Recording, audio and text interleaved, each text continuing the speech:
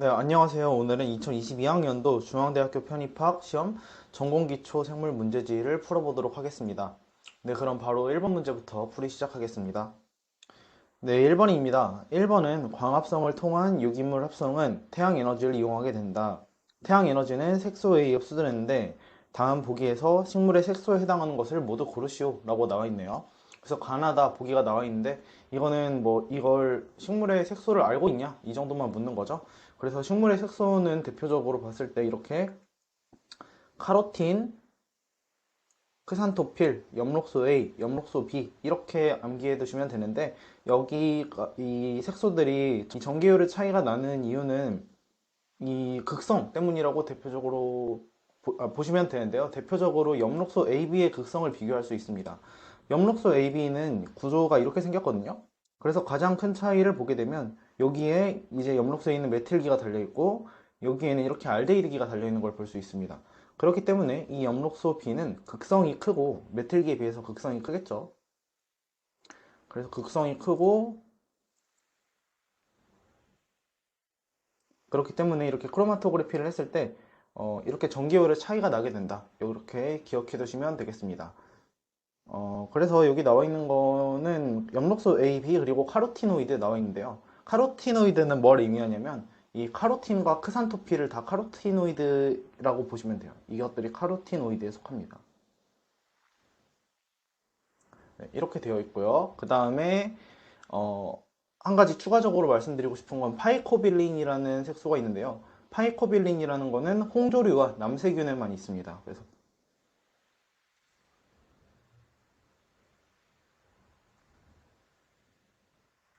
파이코빌린, 홍조류, 남세균. 그래서 이걸 외우는 방법은 파이에 코 흘리면 홍남 이렇게 외우시면 됩니다. 네, 그래서 답은 가나다가 전부 다 맞음으로 1번이 되겠습니다. 2번 문제에 넘어갈게요. 식물 종자의 휴면과 발현은 호르몬에 의해서 조절된다. 종자가 발할 때에 줄어드는 호르몬, 그리고 이 기억이고, 그리고 종자가 발할 때 증가하는 호르몬, 이 니은이네요. 이 중에서 고르면 되는데, 이건 식물 호르몬을 잘 암기하고 있냐를 묻는 문제죠. 그래서 답은 1번이고요. 이건 뭐 자세히는 모르더라도 종자 발할 때 가장 잘 관여하는 호르몬이 바로 지베렐린이라는 호르몬이죠. 그래서 이것만 기억해도 문제를 잘 풀 수 있습니다. 참고적으로 말하면 이 지베렐린은 종자를 발할 유도하고 옥신 여기 나와 있죠. 옥신 얘는 그 배의 휴면에 관여하는 애입니다. 그 다음에 앱시스산은 종자 휴면 유지를 하는 애죠. 그리고 추가적으로 말씀드리면 어, 시토키닌도 종자 발화를 촉진하는 역할을 합니다.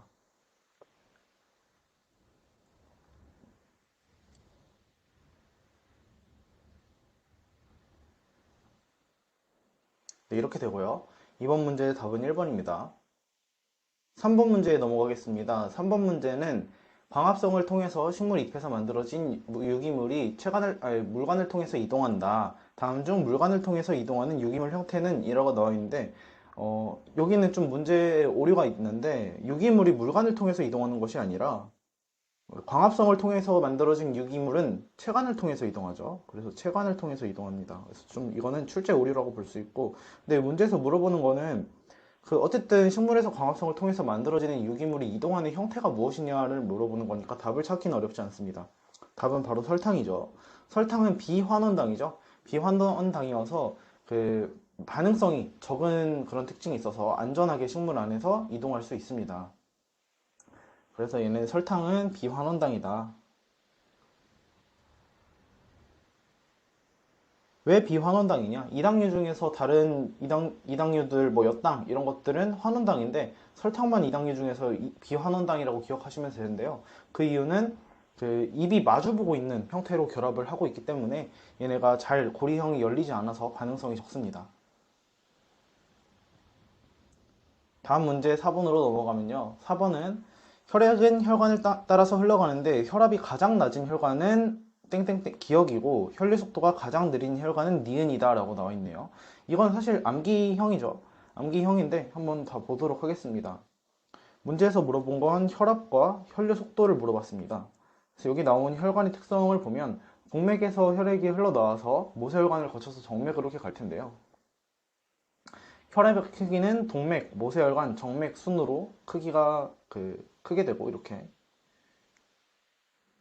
그 이유는 무엇일까요? 심장에서 펌핑을 해서 나가는 그 지점부터 혈압이 가장 크겠죠. 그리고 그 지점부터 멀어지면 멀어질수록 혈압이 적어진다, 작아진다 라고 기억하면 되겠습니다. 그리고 혈관의 총 단면적은 모세혈관이 제일 큽니다. 모세혈관.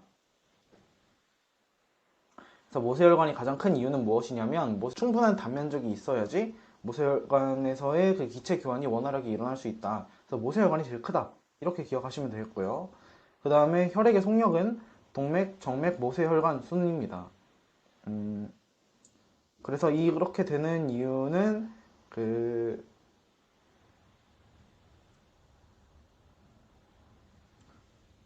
이렇게 되는 이유는 모세혈관이 물질을 교환을 해야 되기 때문에 혈류 속도가 가장 느리다. 이렇게 기억하시면 되겠고요. 혈류 속도는 가장 느리고 단면적은 가장 크다. 이렇게 해서 기체 교환이 원활하게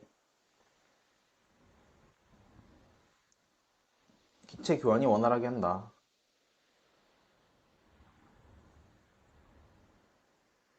이렇게 기억하시면 되겠습니다.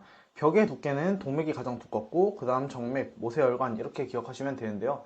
모세혈관은 단층의 혈관 내피세포로만 이루어져 있기 때문에 두께가 가장 작고 동맥은 심장에서 나온 피를 바로 받아줘야 되는 특성이 있죠. 그렇기 때문에 동맥에는 혈관의 내피세포뿐만 아니라 콜라겐이나 엘라스틴 이런 물질들이 있습니다. 그래서 얘네가 신축성, 탄력성도 잘 제공하고 있고요. 그래서 이렇게 탄력성도 비교하면 동맥과 정맥이 이렇게 되는데요. 추가적으로 말씀드리면 동맥에는 풍부한 물질이 콜라겐뿐만 아니라 엘라스틴이 많고요. 정맥에는 콜라겐이 많습니다. 이 콜라겐이 하는 역할이 무엇이죠? 바로 신장력을 부여하는 거죠. 신장력. 잘 쭉 늘어나게 하는 거죠. 엘라스틴의 역할은 반대로 신축력입니다. 잘 원래 상태로 복원하게 되는 것이죠. 그렇기 때문에 왜 이렇게 되냐? 동맥은 심장에 있는 피를 가장 제일 처음 받아서 온몸으로 보내줘야 하는 역할이잖아요. 그러니까 심장에 있는 피를 펌핑을 잘해야 돼요. 쭉 늘어났다가 잘 짜줘야 된단 말이에요. 그런데 정맥의 경우에는 혈액 저장고 역할을 하기 때문에 쭉 잘 늘어나야 하는 성질이 있습니다. 그렇기 때문에 동맥과 정맥에는 이러한 물질들이 분포하고 있고 벽의 탄력성을 비교해도 동맥이 정맥보다 큽니다. 특성을 비교를 했을 때 어떤 식으로 기억하면 좋냐면 단면적이나 속력 이런 거는 당연히 모세혈관이 가장 크거나 또 속력은 가장 작다 이렇게 기억을 하시고요. 나머지 요소들은 동맥이 정맥보다 크다 이렇게 기억하면 돼요. 혈압도 보면 동맥이 정맥보다 크고 얘도 동맥이 정맥보다 크고 동맥이 정맥보다 크고 동맥이 정맥보다 크죠. 근데 나머지 요소 중에서 정맥이 동맥보다 큰 요소가 바로 두 가지 정도가 있는데 그것이 무엇이냐 하면 먼저 혈관 지름입니다. 혈관 지름. 혈관 지름은 모세혈관이 가장 작고 정맥, 동맥, 모세혈관 순이고요. 당연히 모세혈관이니까 지름이 가장 작겠죠. 가장 작은 두께의 혈관이라는 뜻이니까요. 그리고 하나 정맥이 더 큰 거는 단면적. 아까 단면적 말했죠. 모세혈관이 가장 크다고 말씀드렸죠. 그런데 정맥이 동맥보다 큽니다. 이때도. 그래서 지름과 단면적의 경우에는 정맥이 동맥보다 크다 이렇게 기억하고 나머지는 동맥과 정맥을 비교할 때 동맥이 더 크다 이렇게 생각하면 될 것 같아요. 그러니까 이거는 단순히 무조건 이런 법칙이란 게 아니라 암기하기 편한 방법을 말씀드리는 겁니다. 그래서 이렇게 동맥, 모세혈관, 정맥을 거쳐가는 과정에서 혈압이 어떤 식으로 변하는지 동맥이 가장 크고 점점 줄어든다 이렇게도 살펴볼 수 있고요. 혈류 속도도 이런 식으로 변화한다. 이런 그래프도 나올 수 있으니까 아 얘네가 이런 식으로 혈압, 혈류 속도 단면적은 이런 식으로 나타나고 있구나 그래프에서 이렇게 기억을 해두시면 좋을 것 같습니다. 어찌됐든 답은 혈압이 가장 낮은 혈관을 골라라 였으니까 얘는 정맥이 되겠고요. 그 다음에 혈류 속도가 가장 느린 걸 고르라 했으니까 얘는 모세혈관이 되겠습니다. 그래서 답은 4번입니다. 다음 문제 넘어가겠습니다. 동물 조직은 상피 조직, 결합 조직, 신경 조직, 근육 조직으로 나눠진다. 맞죠? 제가 저번에도 해설할 때 말씀드렸는데 신상 결근으로 되어 있다. 동물의 결합 조직은 신상, 결근 네 가지 조직으로 되어 있고 동물의 결합 조직에 해당하는 거를 모두 고르시오 라고 나와 있네요. 이런 기출문제는 여러 번 나온 것 같아요. 중앙대에서. 그래서 이거 암기하는 법도 알려드렸죠. 혈연, 지연, 성, 빡쳐 이렇게 외우라고 했고 혈액, 연골, 그 다음에 지방세포, 뭐 지방조직, 그 다음에 혈연, 지연, 성긴 결합조직, 그 다음에 이거는 뼈를 의미하는 거죠.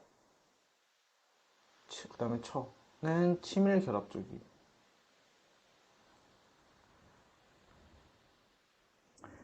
그래서 혈액, 연골, 지방세포, 성긴 결합조직, 뼈, 치밀 결합조직이 바로 결합조직에 해당하는 것이라고 볼 수 있습니다.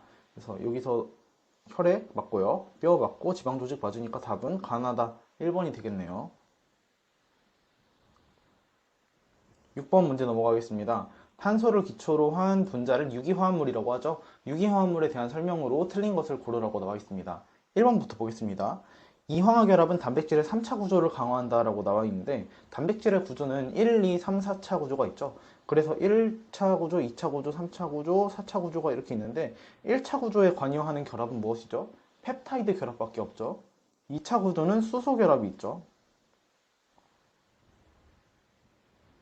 그리고 이 3차 구조부터 다양한 결합, 뭐 이온 결합, 반데르발스 힘 다양한 결합이 다 모든 결합이 관여가 되고 상호작용이 그리고 그러나 공유 결합 중에서는 이황화 결합만 3차 구조에 관여할 수 있습니다. 그래서 이황화 결합은 단백질의 3차 구조를 강화한다라는 말이 맞는 말입니다. 4차 구조에서는 모든 결합, 공유 결합을 포함해서 이황화 결합뿐만 아니라 다른 공유 결합도 포함해서 결합이 가능하고요. 그래서 여기에서는 이황화 결합만 가능하다. 3차 구조에서의 공유결합은 이황화 결합만 가능하다는 거 기억하시면 되겠고요. 그래서 1번은 맞는 말입니다. 2번, 글리코겐은 동물의 저장형 다당류이다 라고 나와 있는데요. 그렇죠. 동물의 저장형 다당류는 글리코겐이고 식물의 저장형 다당류는 녹말이죠, 녹말. 녹말 중에서는 아밀로스랑 아밀로펙틴이 있죠. 3번, 탄수화물, 단백질, 지질은 중합체로 이루어져 있다라고 나와 있는데 이건 이제 대표적으로 틀린 보기 중에 하나이죠. 지질은 중합체로 이루어져 있지 않아요. 중합체라는 건 무엇이죠? 어떤 기본 단위체가 있고 그 기본 단위체가 있는 게 쌓이고 커져가지고 만들어지는 게 그 중합체라고 말하잖아요. 그러니까 기본적으로 어떤 큰 구조를 이루기 위한 단위가 필요한데 탄수화물의 그런 당이잖아요. 단당류에 해당하는 당. 그리고 단백질은 아미노산이죠. 근데 지질은 어떤 기본 단위체라는 게 없어요. 그렇기 때문에 중합체라는 것도 없고요. 그래서 지질의 경우에는 어떻게 정의를 하느냐. 얘네는 용해도에 따른 분류를 하는 거죠. 용해도에 따라서 지용성인지 수용성인지를 따져서 그런 성질을 가지는 물질을 총칭해서 지질이라고 부르는 겁니다. 그렇기 때문에 3번 보긴 틀렸습니다. 이어서 4번 보기도 보시면요. 불포화 지방산은 탄화수소 사슬의 다중결합을 가지고 있냐라고 나와 있습니다. 그쵸? 지방산의 경우에는 포화 지방산과 불포화 지방산으로 나누어져 있죠.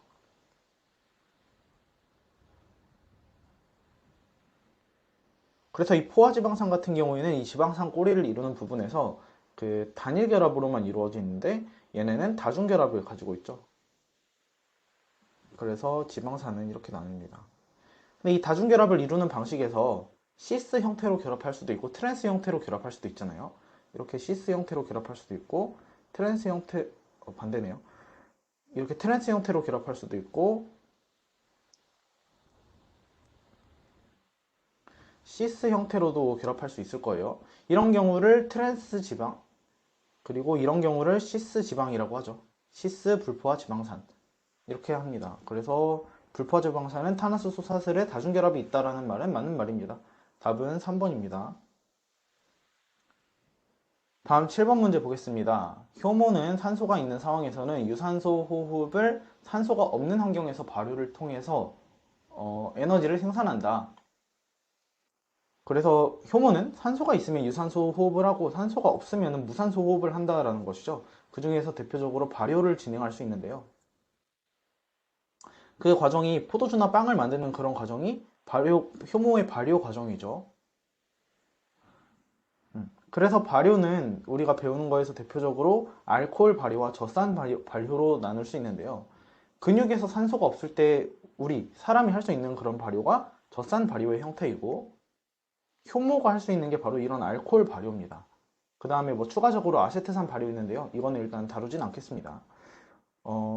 여기서 말하는 건 효모가 수행하는 이런 알코올 발효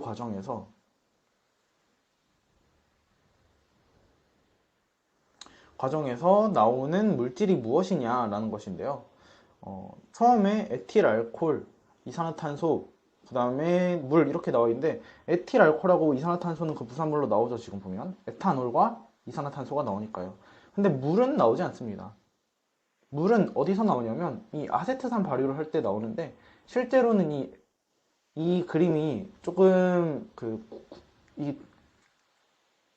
그림이 이 발효 단계를 설명하기 위해서 그 편의상 넣은 그림인데, 실제로는 알코올 발효를 하는 생물이 아세트산 발효까지 이어서 하는 경우는 없다라고 합니다. 자연계에서. 자연계에서 다시 말씀드리지만 이 알코올 발효와 아세트산 발효를 동시에 진행하는 생물은 없습니다. 그래서 이건 그림의 편의상 그냥 갖다 놓은 거예요. 그래서 답은 가나가 되겠습니다. 다음 8번 문제입니다. 식물세포는 다른 진핵세포와 공통되는 특징 및 구별되는 특징을 가지고 있다. 다음 중 식물세포에 대한 설명으로 틀린 것은 이렇게 나와 있네요. 그래서 식물 단원의 문제인데요. 1번부터 한번 볼게요. 중심액포는 독성 노폐물을 저장하는 기능도 수행한다. 맞죠? 중심액포란 액포가 거대해져 가지고 식물의 한가운데, 식물세포의 한가운데 크게 있는 그런 액포를 말하는데요. 그런 액포는 뭐 각종 독성 물질이나 색소나 영양소도 저장하는 기능을 수행합니다. 그러니까 독성 노폐물을 저장한다라는 말 맞는 말이죠. 2번 보기 보겠습니다. 1차 세포벽은 식물의 모든 세포가 가지고 있다. 이것도 맞는 말이죠. 식물의 세포벽 중에 1차 세포벽은 모든 세포가 가지고 있습니다. 3번 보기 보겠습니다. 반세포와 체관 요소는 원형질 연락사로 연결되어 있다. 인데 반세포와 체관 요소가 무엇일까요? 네, 이렇게 식물에는 물관하고 체관이 있을 수 있는데 속시식물과 속시식물과 그 나머지 식물들이 그 물관과 체관을 이루는 방식이 각각 다른데요. 이거는 막 일반화를 딱딱하기는 어렵고 주로 그 속시식물, 피자식물의 경우에는 이런 식으로 물관 요소를 가지고 그 다음에 나머지 식물들은 이렇게 헛물관의 형태를 가진 그 특성이 나타나고, 체관의 경우에는 주로 피자식물, 그러니까 속시식물이 이렇게 체관 요소를 가지고요. 나머지 식물들은 이렇게 그 체세포의 형태를 가집니다. 그러니까 이렇게 피자식물의 경우에 이 체관 요소라는 그 체관의 형태를 띠는데요. 체관 요소라는 것이 무엇이냐면 체관에 이루는 이 부분에서 이루는 이런 세포들을 말하는 거예요. 체관 요소. 근데 이 체관을 이루는 이 세포의 경우에는 이 세포가 체관 영양소를 이동하는 통로 역할을 하면서 여기 안에는 뭐 핵이나 이런 것들이 없는 상태입니다. 그러면 여기 핵이 없으니까 세포를 이루기 위해서 필요한 물질들 이런 걸 어디로부터 공급을 받아야겠죠? 그래서 그런 걸 공급해주는 세포가 바로 옆에 붙어 있는 이런 동반세포 혹은 반세포라는 것입니다. 그래서 이 반세포와 체관 요소의 경우에는 여기 보시면 분지된 원형질 연락사라고 되어 있죠. 원형질 연락사의 형태로 연결되어서 얘네끼리 그 물질을 교환할 수 있고요. 주고받을 수 있고요. 그래서 반세포와 체관 요소는 원형질 연락사로 연결되어 있다는 말은 맞는 말입니다. 다음 4번 보기 보시면 후각세포는 1차 세포벽과 2차 세포벽을 가지고 있다라고 나오는데요. 그 식물에서 지지세포의 종류가 두 가지가 있는데 지지 역할을 하는 지지세포 중에서 후각세포와 후벽세포가 있습니다. 근데 이 후각세포의 경우에는 두껍고 비목질화된 1차 세포벽만 가집니다. 두껍고 비목질화된 1차 세포벽만 가지고요. 후벽세포의 경우에 1차 세포벽과 그 다음에 목질화된 2차 세포벽을 가집니다.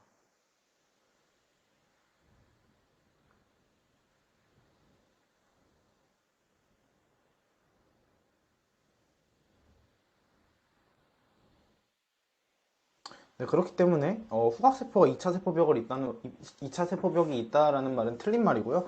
그래서 답은 4번이 되겠습니다. 네, 다음 문제 넘어가겠습니다. 혈액은 혈장이라는 액체와 여기에 떠다니는 여러 물질 및 살아있는 세포로 이루어져 있다. 다음 보기에서 살아서 혈장에 떠다니는 세포를 모두 고르시오. 이렇게 나와 있네요.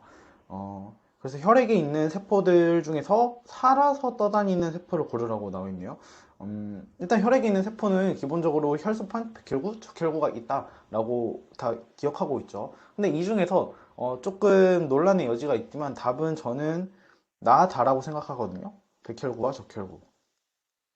그 이유는 무엇이냐 하면 혈소판이 어떤 식으로 만들어지는지를 살펴봤을 때 혈소판은 혈소판이든 적혈구든 다른 백혈구든 얘네들의 경우에는 그 조혈 줄기세포, 조혈모 줄기세포라는 세포, 하나의 줄기세포 기원으로 만들어지거든요. 신호가 얘네를 생성하는 신호가 다를 뿐이지 얘네의 기원은 같습니다. 어찌됐든 특정 신호가 받게 되면 혈소판을 만들고 적혈구를 만들고 백혈구를 만들고 이렇게 되는데요. 이 혈소판이라고 하면은 살아있는 세포라고 보기에는 약간 애매한 면이 있는 게 왜 그러냐면 얘는 거핵세포의 세포질 일부가 떨어져 나가서 만들어진 게 혈소판이거든요. 그래서 거핵세포에서 떨어져 나온 세포질 성분이 혈소판이기 때문에 온전히 살아있는 세포라고 보기에는 좀 어렵습니다. 그렇기 때문에 답은 나다가 되어서 3번입니다. 다음 10번 문제 보겠습니다. 사람의 귀는 여러 기관으로 되어 있다. 청각과 관련된 기관은 무엇이냐? 라고 나와 있는데요. 귀에 있는 기관들을 한번 쭉 정리를 해보도록 하겠습니다. 귀에는 대표적으로 달팽이관이 있죠. 달팽이관. 달팽이관이 있고 그리고 전정기관이라는 게 있습니다.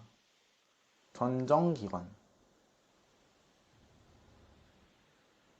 다 그 뇌 안에 있는 것이죠. 그래서 달팽이관의 역할은 무엇이죠? 청각을 담당하죠. 청각을 담당하고요. 이 전정기관 중에서는 또 두 가지로 나뉘는데 이석기관과 반고리관으로 나뉩니다. 그래서 이석기관은 무엇이 있냐? 난형낭하고 구형낭이라는 게 있거든요. 난형낭, 구형낭이라는 것이 있는데 이 난형낭의 경우에는 몸의 기울임과 수평 가속력을 인식할 수 있습니다. 몸의 기울임, 수평 가속력. 구형낭은 뭘까요? 기울임과 수직 가속력을 인식할 수 있습니다. 반고리관은 어떻게 뭘 인식할 수 있을까요? 몸의 회전을 인식하는 겁니다. 회전 감각.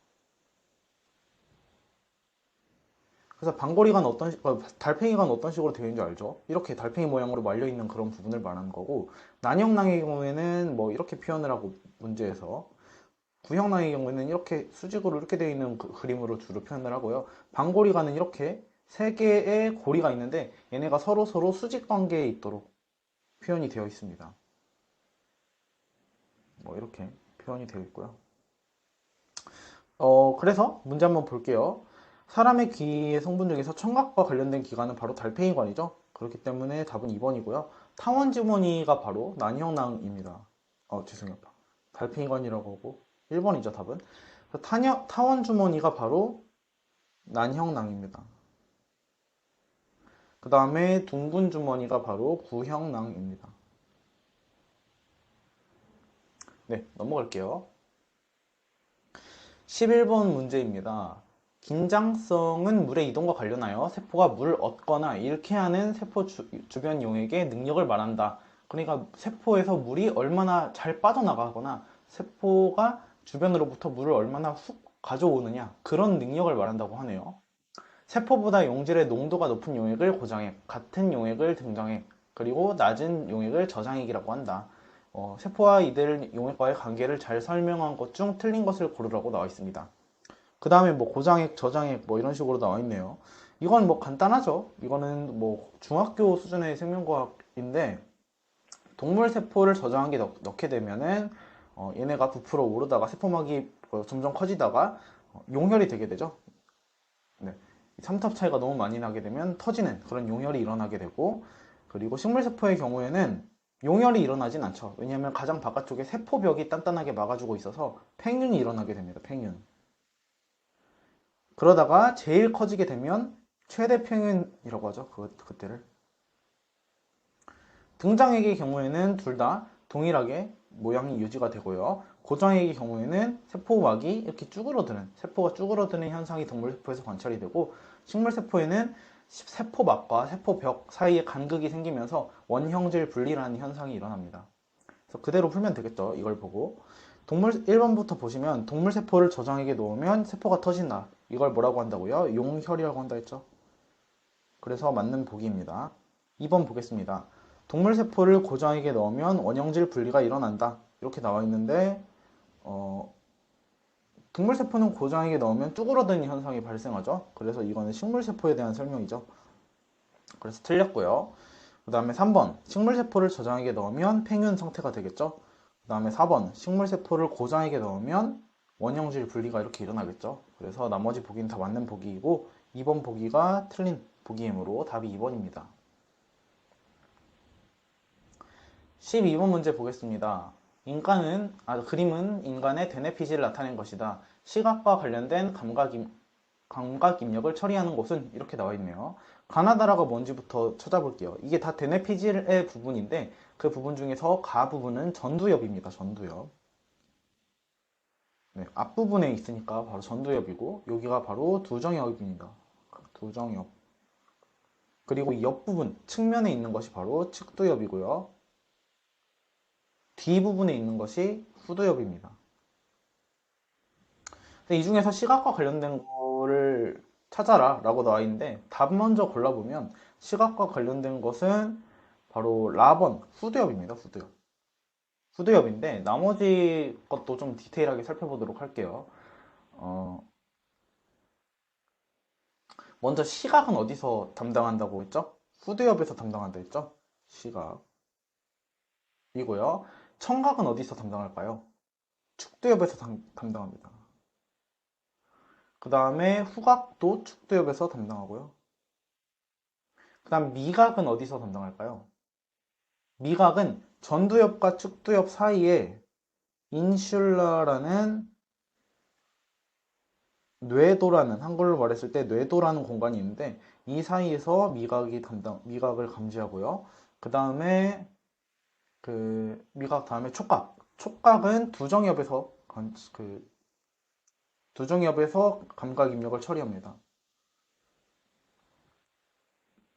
이걸 어떻게 촉각을 처리를 하냐라고 했을 때 먼저 이 두정엽에 보면 채성 감각 피질이라는 부분이 있거든요. 두정엽 앞쪽에 보면 채성 감각 피질이라는 것이 있습니다. 채성 감각 피질. 여기에서 채성 감각을 느끼고 그 다음에 여기 전두엽 이 뒤쪽 부분에서 주운동 피질이라는 것이 있거든요.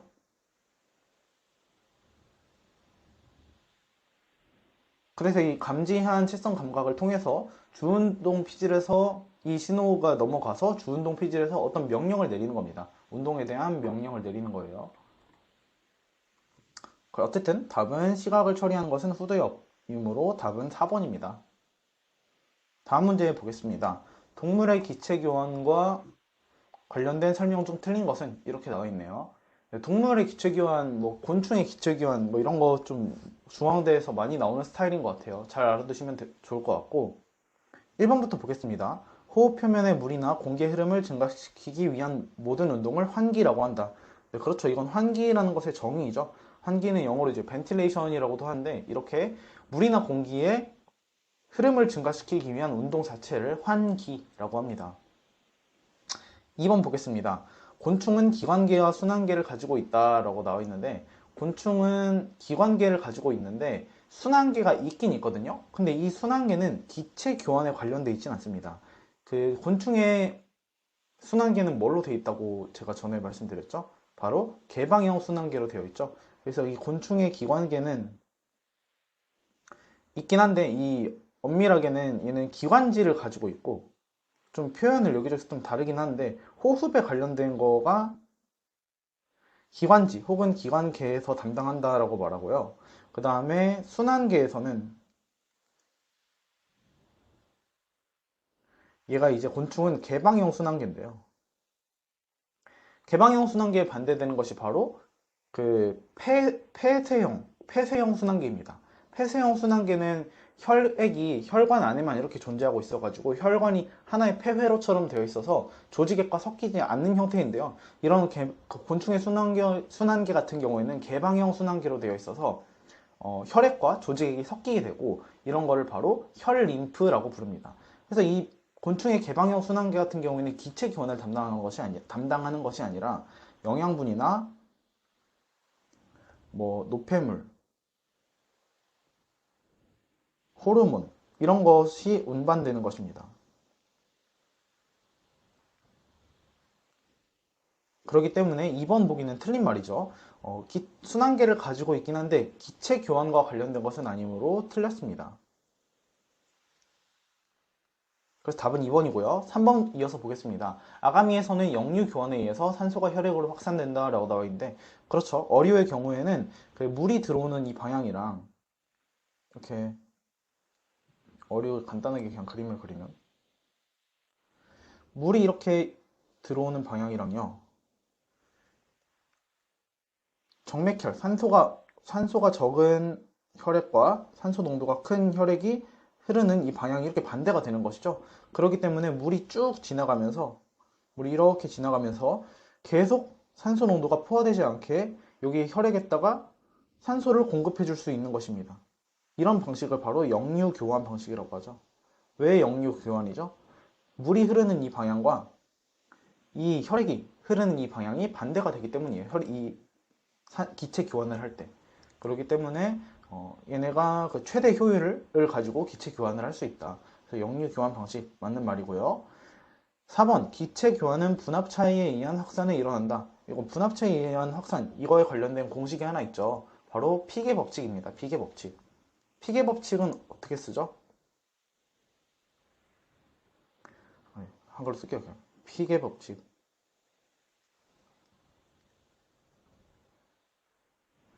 얘네가 그 기체 교환의 속도를 나타내는 공식인데요. V는 dA 델타 C를 L로 나눈 것입니다. 이게 바로 기체 교환의 속도이죠, 속도. 확산 속도이고, 그 다음에 D는 확산 계수입니다. 확산 계수. 그리고 얘는 표면적이고요. 기체 교환을 하는 표면적이고, 얘는 농도의 기울기, 농도 차이입니다. 두 지점 간의 농도 차이이고요. 이 L은 이 경계면의 두께입니다. 그래서 이러한 공식에 따라서 기체의 교환이 일어난다, 확산이 일어난다라는 것이고요. 그렇기 때문에 분압 차이에 의한 확산이 일어난다는 거는 여기 농도 차이에 해당하는 것이겠죠. 그렇기 때문에 답은 4번은 맞는 보기이고 답은 2번이 되겠습니다. 다음 문제 넘어갈게요. 식물은 뿌리에서 물을 흡수하고 잎의 기공에서 방출한다. 다음 보기에서 식물 뿌리에서 잎까지 물을 끌어올리는데 작용하는 것을 모두 고르시오. 이렇게 나와 있네요. 그래서 가는 ATP, 나는 물의 응집력, 다는 증산작용 이렇게 나와 있는데요. 식물이 뿌리에 이렇게 물이 있고 뿌리 부분에 이렇게 물이 있는 거를 쭉 끌어당겨서 뭐 이파리가 있는데 증산작용을 할 때까지 이파리까지 혹은 뭐 다른 필요한 부분까지 쭉 끌어올릴 수 있는 요인이 있어야겠죠. 왜 그러냐면 중력에 역행해가지고 물을 끌어올리는 거잖아요. 그래서 그거에 관련돼서 관여하는 힘이 여러 가지가 있는데요. 뭐 첫 번째는 보시면 물의 응집력부터 보도록 하겠습니다. 이 물의 응집력이라는 것은 어떤 것이냐면 그 뿌리부터 이파리까지 물관에서, 그러니까 물관에서 물 분자들이 서로 부착력을 가지고 있어요. 그런 부착력에 의해서 물이 똑똑 떨어지지 않고 쭉 서로 같이 한 번에 쭉 같이 붙어서 이동할 수 있는 그런 특징이 있습니다. 그래서 이 물의 응집력도 물이 같이 한 번에 쭉 끌어올라가는데 관여하는 힘이라고 볼 수 있어요. 그래서 얘네는 그 뿌리에서 잎까지 물관에서 물 분자들의 부착력을 제공하는 것이고요. 그 다음에 증산작용이 이렇게 나와 있네요. 증산작용은 무엇이죠?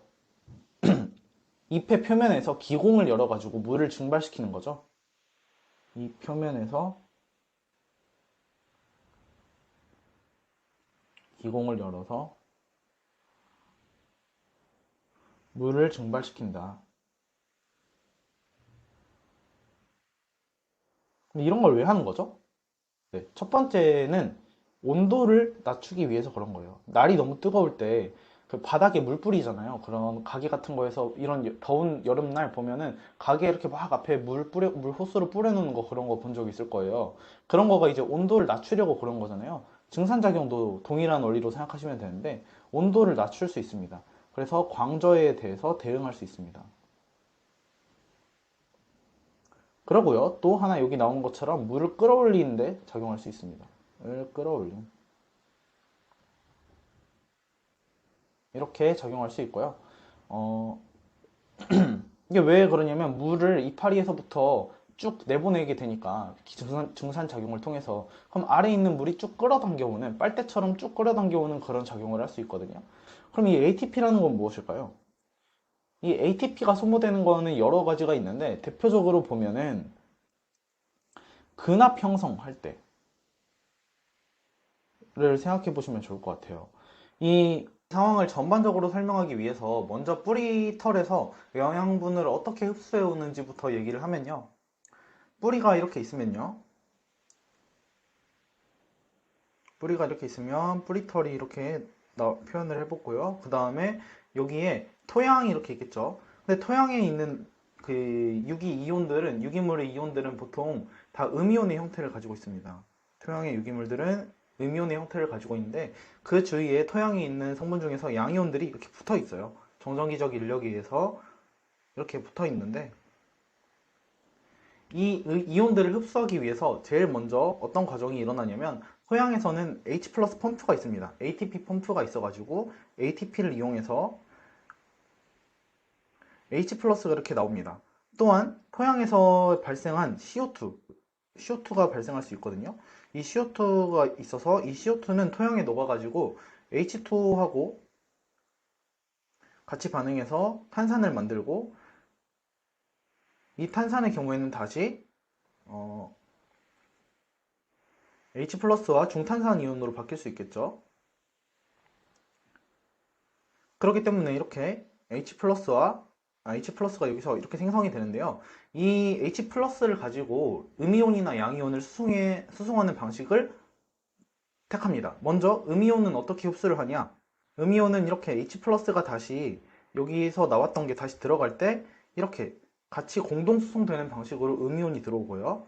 양이온은 어떤 식으로 하냐면 H 플러스가 여기 토양에 음이온에 붙어 있던 이 양이온들 대신 그 교환되어 가지고 음이온 주위에 붙게 됩니다. 그러면 이 양이온들이 여기를 들어오는 거예요. 네, H 플러스가 음이온 토양 이온에 가서 붙었으니까 그 대신에 기존에 있었던 K 플러스, 칼슘 뭐 이런 것들은 떨어져서 나오고 뿌리털로 흡수가 되게 됩니다. 그러니까 이 과정에서 일단 ATP가 소모되었다고 볼 수 있죠. 음이온이나 양이온이 이 뿌리세포에서 능동수송을 통해서 이온이 들어오게 됩니다. 그러게 되면 자연스럽게 뿌리 안에는 음이온이나 양이온이 많아지게 되면서 삼투압을 형성하게 되고 그래서 물이 유입되게 됩니다. 그러면 당연히 물이 유입되니까 여기 안에 압력이 높아지게 되겠죠. 그래서 본격적으로 뿌리털에서부터 뿌리 그 중심부로 물이 이렇게 수송이 되게 되는데요. 물이 이렇게 수송되는 방식은 심플라스트 경로하고 아포플라스트 경로가 있죠. 심플라스트 경로는 식물의 이 세포 사이사이를 쭉 통과하는 방식을 말하고요. 그래서 여기 보시면 이러한 경로를 심플라스트 경로라고 볼 수 있죠. 이렇게 식물 세포 사이사이를 통과하는 이런 방식이고요. 아포플라스트 경로는 무엇이냐고 하면은 이렇게 식물 세포의 사이사이 공간을 통과하는 방식이라고 볼 수 있습니다. 그런데 이렇게 식물의 내피라는 층에 다다르게 되면 이 내피에는 카스파리데라는 것이 존재하는데요. 이 카스파리데는 이렇게 쭉 그 세포 사이사이를 막아 넣어가지고 아포플라스트 경로를 차단합니다. 그렇기 때문에 식물은 기본적으로 심플라스트 경로로 물이나 이온이 통과되게 되고요. 그렇게 되면 지금 이렇게 그림이 표현되어 있는 것 같이 이 세포들이 빵빵해지겠죠. 그래서 이 세포들이 빵빵해지면 얘네가 근압을 형성하게 되는 겁니다. 그래서 카스파리데가 수분이나 이온을 중앙부에 가두게 되고 근압이 형성되게 됩니다. 그렇기 때문에 식물의 이 빵빵하게 된 그 세포가 다시 수축하면서 물을 끌어올리는 데 필요한 압력을 형성할 수 있게 되는 겁니다. 그래서 근압을 형성하는데 ATP가 이렇게 보면 필요하죠. 그리고 또한 증산작용을 할 때에도 ATP가 필요합니다. 그렇기 때문에 여기 나와 있는 가번의 경우에는 가번에서 ATP라고 나와 있는 거가 조금 뜬금없을 수 있지만은 이 식물에서 물이나 이온을 흡수하는 과정을 생각해 봤을 때 그리고 증산작용을 생각해 봤을 때 ATP가 맞는 보기라고 선택할 수 있고요. 나머지 보기 물의 응집력과 증산작용도 물을 뿌리로부터 그 잎까지 끌어올리는 데 필요한 작용하는 그 요소들이라고 볼 수 있습니다. 그래서 답은 1번이 됩니다.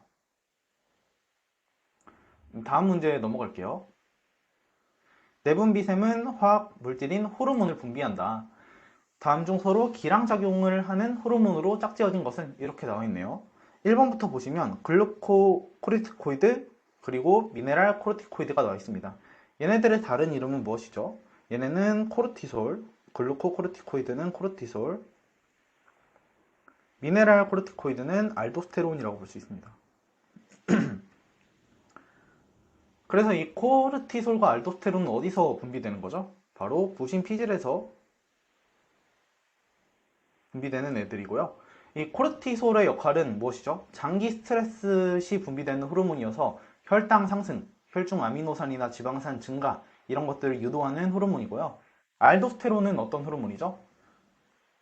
네, 그 혈장 삼투압을 상승시키고 혈압을 상승시키는 호르몬입니다. 그러니까 얘네들은 서로 기량 작용을 한다라고 보기는 어렵고요. 다음 2번 보기로 넘어가면 칼시토닌과 부갑상샘 호르몬이 있습니다. 부갑상샘 호르몬의 다른 이름은 파라토르몬이잖아요. 그래서 얘네는 칼시토닌은 각상샘의 C세포에서 나오고요. 이 부갑상샘 호르몬은 당연히 이 갑상샘까지 쓸게요. 갑상선. 얘는 부갑상선에서 나옵니다.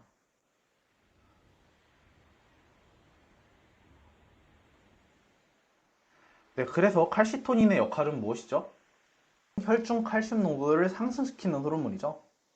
그래서 얘네는 칼시토닌은 칼슘 상승, 죄송해요. 칼슘 감소죠. 그 다음 부갑상샘 호르몬의 역할은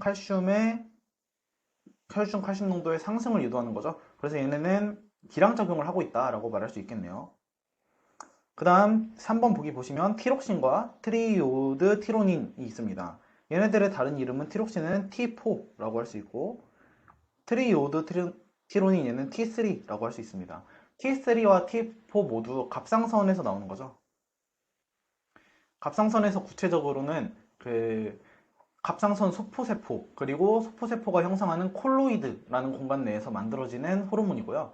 이 얘네들은 T4하고 T3는 그래서 같은 공간 안에서 형성이 되는데 T4의 경우에는 주로 분비되는 형태입니다. 주로 분비되는 형태가 T4이고요.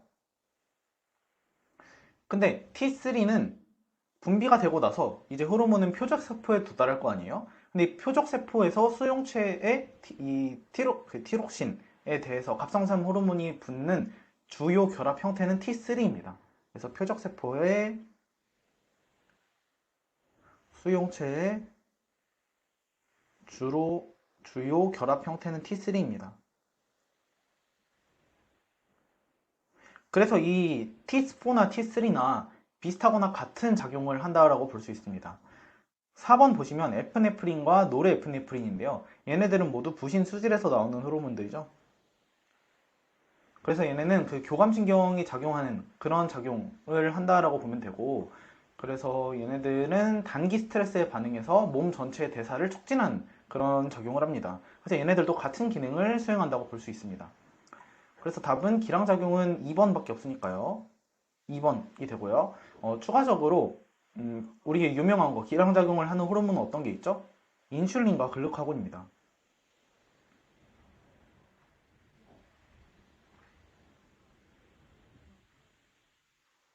그래서 추가적으로 인슐린의 경우에는 그 췌장, 이자의 내분비샘의 그 베타 세포에서 나오고 글루카곤은 알파 세포에서 나옵니다. 그래서 얘네는 서로 인슐린의 혈당을 낮추는 역할을 하고요.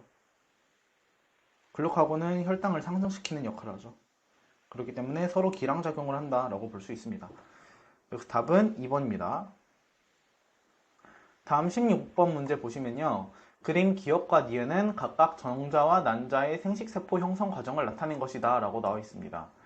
다음 보기에서 이에 대한 설명으로 옳은 것을 모두 고르시오 라고 나와 있는데요.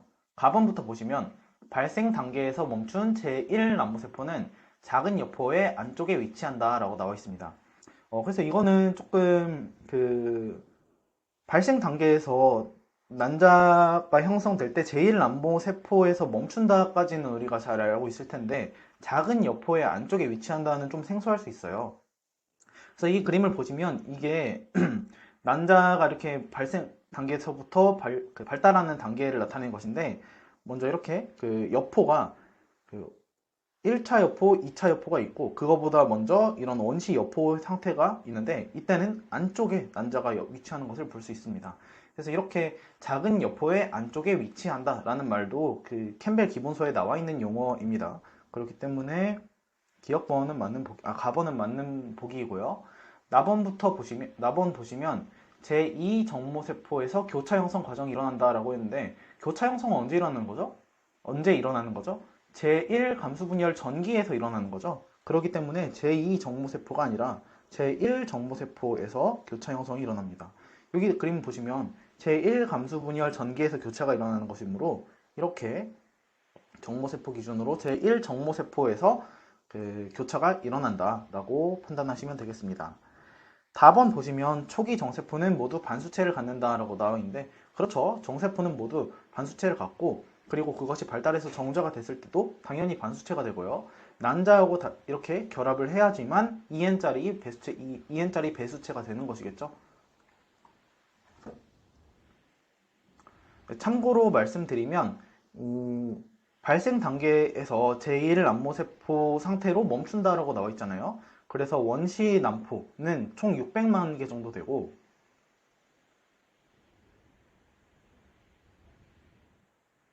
600만 개 정도 되고 그 다음에 출생시에는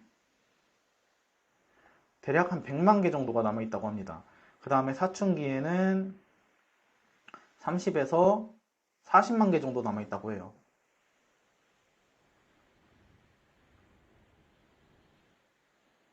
네, 이것도 지나가는 걸로 이제 말씀드릴 테니까 참고하시면 좋을 것 같고 다음 문제 넘어가도록 죄송해요. 그래서 답은 초기 정세포는 모두 반수체를 갖는다라는 말도 맞으니까 가답가 답이 되겠죠. 4번이 답이 됩니다.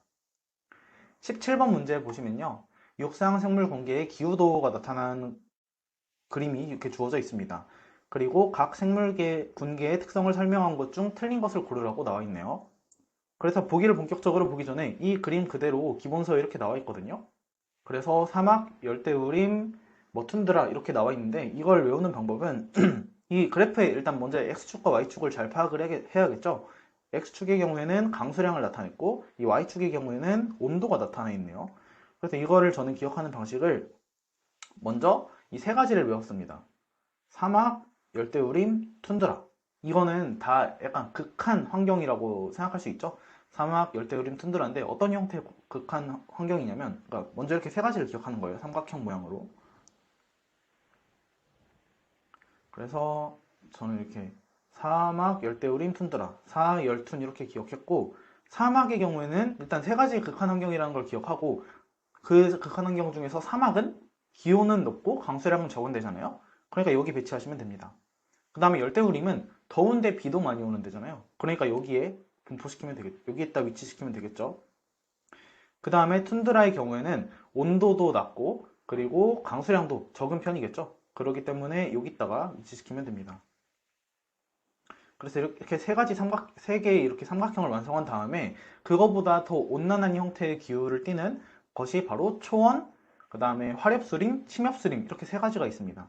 그래서 여기 초원, 화렵수림, 침엽수림을 여기다가 배치시키면 되겠습니다. 그래서 침엽수림이 기본적으로 기후가 좀 낮은 편이니까 여기 안쪽에다 위치시키면 되고요. 초원과 화렵수림 이렇게 있는데 화렵수림이 더 강수량이 크다라고 생각해서 여기다가 이렇게 세 가지 삼각형 세 가지를 외우면 됩니다. 사막, 열대우림, 툰드라, 초원, 화렵수, 침엽수 이렇게 하면 되겠고요. 그럼 기본적으로 이렇게 배치를 해놓은 상태에서 보도록 하겠습니다. 가는 무엇이죠? 가는 열대우림이죠.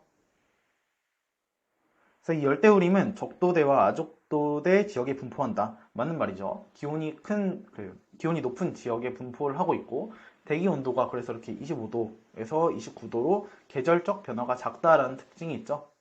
그래서 추가적으로 이런 열대우림이 어떤 특성이 있냐? 바로 화렵 상록수가 우점하고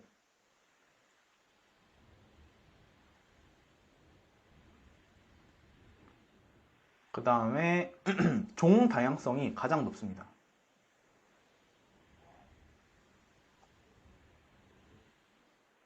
그리고 수직적 계층화가 이루어진 특성이 있습니다. 이렇게 기억하시면 되겠고요. 그래서 일단 1번은 맞는 보기네요. 2번. 네, 2번 보기 보시면요. 2번은 나를 설명하고 있는데요. 나는 침엽수림이죠. 네, 이 침엽수림에 대한 설명인지 한번 살펴볼게요. 강수량 온대 화렵수림이 나온다는 것 자체가 좀 틀린 느낌이라는 걸 알 수 있을 거고 그 다음에 강수량이 계절에 편중된다.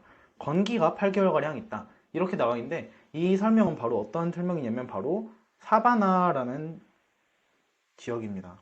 그래서 이 사바나는 초원하고 따지고 보면 이 지도 분포상 초원하고 유사하다고 보면 되고요. 그래서 이거는 침엽수림이 아니라 그 사바나에 대한 설명이다. 그렇기 때문에 2번은 틀렸습니다. 그래서 보시면 3번으로 넘어갈게요. 3번은 다에 대한 설명인데요. 다는 무엇이죠? 온대 화렵수림에 대한 설명이죠. 이 화렵수림의 경우에는 북반구 중위도 지역에 넓게 분포하고 연평균 강수량은 대략 이 정도 된다고 하네요. 그래서 오스트리아에서는 상록수인 유칼립투스 나무가 우점종이다 라고 나와 있습니다. 그래서 이 화렵수림의 경우에는 낙엽성 낙엽성 화렵수가 우점하고 있고요. 그래서 여기 나와 있는 오스트레일리아의 경우에는 상록수인 유칼립투스 나무가 우점종이라고 하네요. 그래서 3번은 맞는 보기입니다. 라번 보시면 라번은 뭐에 대한 설명이죠? 초원에 대한 설명이죠. 초원, 온대 초원. 그래서 맞는 설명인지 한번 보면 남아프리카의 초원, 러시아의 스텝, 그리고 북미 중앙에 있는 대초원 지대에 분포한다. 맞는 말이죠. 강수량은 계절에 따라 다르고 우점식물은 다양한 풀과 화렵 초본이다 라고 나와 있습니다. 네, 그래서 여기 사막의 특징 중에 하나가 초본류가 분포하고 있다. 이렇게 기억하시면 되겠습니다. 그래서 답은 2번이라고 어렵지 않게 찾을 수 있습니다. 다음 18번 문제 보시면 그림은 사람의 소화계를 나타낸 것이다. 다음 보기에서 이에 대한 설명으로 옳은 것을 모두 고르시오. 이렇게 나와 있네요. 바로 기억, 니은, 디귿부터 채우고 보면 기억의 경우에는 이자죠. 이자, 췌장이고 니은은 간이고요. 디귿은 쓸개입니다. 그래서 바로 보기를 보겠습니다. 기억의 효소 중에는 트립신과 키모트립신이 있다. 이들은 비활성화 상태로 12지장으로 분비된다. 비활성화 상태라는 것이 효소원, 자이모게인이라는 것이죠. 그래서 이 이자에서 분비되는 효소의 경우에는 효소 1의 상태로 분비가 되어서 12지장에서 분비된 뒤에 12지장으로 분비된 뒤에 활성화되는 특징이 있습니다. 그래서 트립신의 효소 1은 트립시노겐, 키모트립신의 효소 1 상태는 키모트립시노겐이 되겠습니다. 그래서 가번은 맞는 보기고요. 나번 보기 보시면 간인 니은에서 담즙이 생산된다. 그리고 간은 적혈구 파괴 부산물 중 몇몇 색소를 담즙에 포함시킨다라고 나와 있습니다.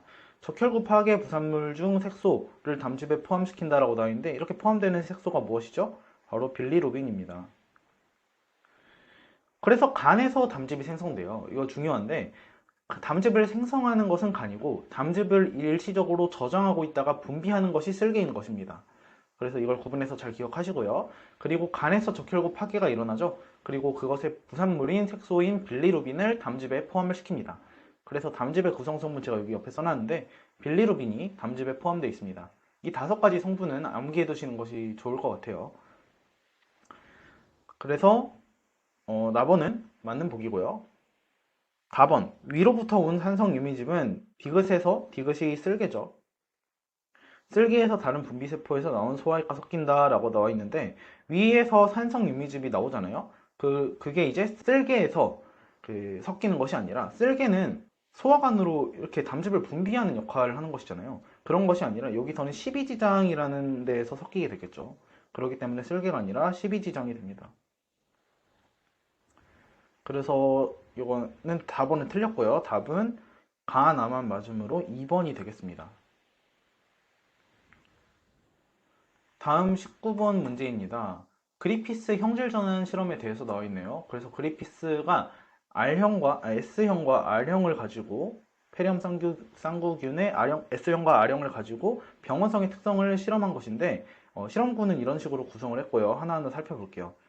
먼저 생쥐에 S형의 균주를 주입했을 때 죽었다. 그러니까 S의 균주는 병원성이 있구나 라는 걸 알 수 있어요. 그래서 S는 병원성이 있네. 생쥐에 대해서. 그 다음에 R형을 주입했는데 건강하대요. 그럼 R형은 병원성이 없네. 이렇게 알 수 있는 것이죠. 근데 이번엔 열 처리한 S형의 균주를 주입했대요. 근데 이때 건강했대. 그러니까 이 S형의 병원성은 열 처리를 통해서 불활성화 시킬 수 있다는 것입니다. 그 다음에 라번에는 열 처리한 S형 군주와 살아있는 R형 군주의 혼합물을 주입했대. 그러면 독립적으로 생각을 해보면 S형의 열 처리를 하면은 얘는 병원성이 없겠죠. 그 다음에 R형은 원래 병원성이 없죠. 그랬는데 그리피스 형질 전환에서 발견한 것은 이때 치사가 발생했다라는 것입니다. 그래서 원래 같으면은 둘 다 병원성이 없기 때문에 생쥐가 건강해야 되지만 치사를 관찰했다는 건데 이걸 통해서 형질 전환이라는 것에 대해서 발견하게 된 것인데요. 보기를 보면서 설명드리도록 하겠습니다. 1번 보시면 실험군 라의 결과 치사가 나왔고요. 그 다음에 실험군 다의 S형 군주는 병원성을 잃었으니까 생쥐가 건강한 것이라고 볼 수 있겠죠.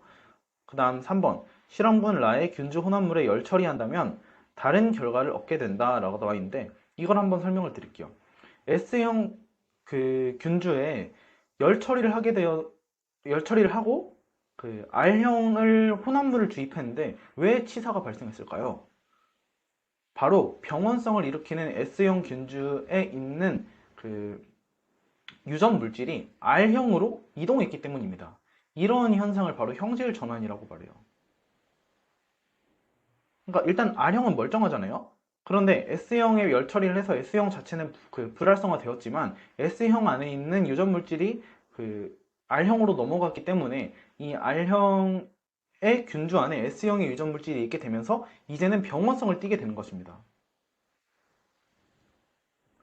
근데 이 3번 상황처럼 이 혼합물의 열 처리를 하게 된다면 R형도 S형도 다 열 처리로 불활성화된 상태가 되겠죠. 그렇기 때문에 얘네는 건강이라는 결과를 얻게 되겠죠. 그래서 이 3번 보기도 맞는 보기고요. 4번 R형 균주의 유전 물질이 S형 균주에 전달되었냐라고 나왔는데 반대죠. S형 균주의 유전 물질이 R형 균주에 전달이 되었기 때문에 이 R형 균주가 이제는 병원성을 띠게 된 것입니다. 그러니까 답은 4번이 됩니다. 네, 다음 20번 문제 보겠습니다. 척추동물에서 선천성 면역 방어는 진화사항보다 최근에 형성된 후천성 면역 시스템과 같이 작동한다. 이에 대한 설명으로 틀린 것을 고르라고 나와 있네요. 1번 보기부터 보겠습니다. 수지상세포, 체내를 순찰하면서 바이러스에 감염된 세포나 암세포에 달라붙어 화학물질을 분비하여 죽인다 라고 나와 있네요. 일단 수지상세포가 체내를 순찰하면서 바이러스에 감염된 세포나 암세포에 달라붙는 거는 맞아요. 여기 보시면 세균이 상수 부위로 침투했을 때 수지상세포가 이렇게 세균을 섭식하여서 림프관으로 넘어가게 되면 적응 면역으로 넘어가게 되고요. 그리고 바이러스가 상처 부위로 침투한 경우에도 수지상세포가 바이러스에 감염되어서 이 림프관으로 가면서 적응 면역으로 넘어가는 그런 과정이 있습니다. 하지만 여기 문제에서 보면은 화학 물질을 분비하여 죽인다라고 되어 있죠. 이 수지상세포는 얘네 화학 물질을 분비하여서 이런 바이러스나 그 세균을 죽이는 것이 아니라 이렇게 화학 물질을 분비하는 것이 아니라요. 면역기 림프관으로 이동하여서 항원 제시를 하는 역할을 하는 겁니다. 항원 제시. 그래서 1번이 틀렸고요. 나머지 보기들로 이어서 볼게요. 방어벽 이렇게 되어 있네요. 방어벽의 점막을 구성하는 세포는 점액물질을 분비하여 미생물이나 작은 입자를 잡아서 가둔다 이렇게 나와 있네요. 그래서 점막에 대한 설명이 나와 있고 방어벽 혹은 장벽이라고 나와 있는 부분이 있는데 면역 기능을 담당하는 부분 중에서 1차 장벽이라는 것이 있습니다. 1차 장벽. 이 1차 장벽이라는 것은 미생물이 처음으로 들어와서 처음으로 이제 우리 몸으로 침입하기 시작했을 때 우리 몸에서 그것을 막기 위한 장벽들을 말하는데요. 그것이 세 가지 정도로 나눠서 볼 수 있어요. 기계적 장벽이 있고요.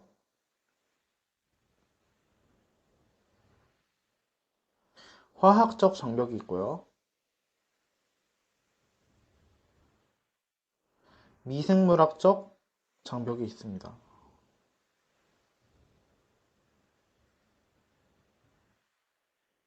기계적 장벽은 어떤 걸 기계적 장벽이라고 할까요? 바로 무엇이냐면 상피세포에 발달한 밀착 연접. 그러니까 세포와 세포끼리 쭉 밀착 연접을 하고 있으니까 얘네가 세포 틈 사이로 잘 지나가지 못하도록 타이트하게 잡고 있는 그런 역할을 하고요.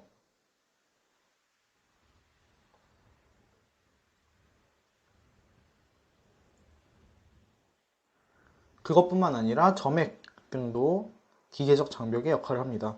이 설명에 나온 대로 점액 물질을 분비하여서 미생물이나 작은 입자를 잡아서 가두는 그런 장벽으로서의 역할을 한다고 보시면 되겠습니다.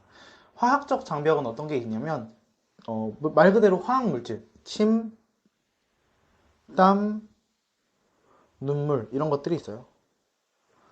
그래서 막 BTS 노래 중에 피땀 눈물 있죠? 그걸 생각하면서 침, 땀, 눈물, 화학적 장벽 이렇게 외우시면 되겠습니다. 마지막으로 미생물학적 장벽은 무엇이냐면 정상세균총입니다. 정상세균총은 우리 몸에서 있으면서 유익한 기능을 해주는 그런 세균을 말하는데요. 이런 것들이 다른 면역 기능을 할 수 있어요. 방어벽을 형성해가지고 다른 뭐 세균이나 바이러스 같이 병원체가 들어오는 것에 대항할 수 있다. 이런 것이 바로 1차 장벽 세 가지라고 보시면 되겠습니다. 그래서 2번 보기는 맞는 설명이고요. 3번 보기 보겠습니다. 히스타민, 비만세포에 저장된 히스타민은 주변 모세혈관을 확장시키고 혈관 투과성을 증진시킨다 라고 나와 있는데 그렇죠. 비만세포가 히스타민을 이렇게 분비할 수 있어요. 그래서 비만세포나 호염구가 히스타민을 이렇게 분비하게 되면요.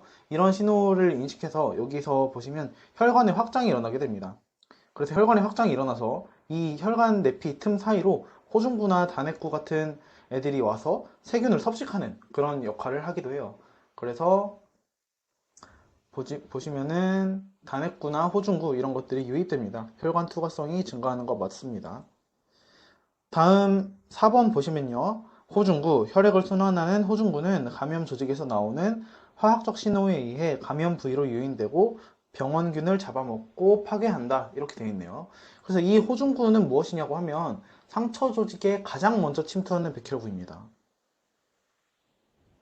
조직에 가장 먼저 침투하는 백혈구.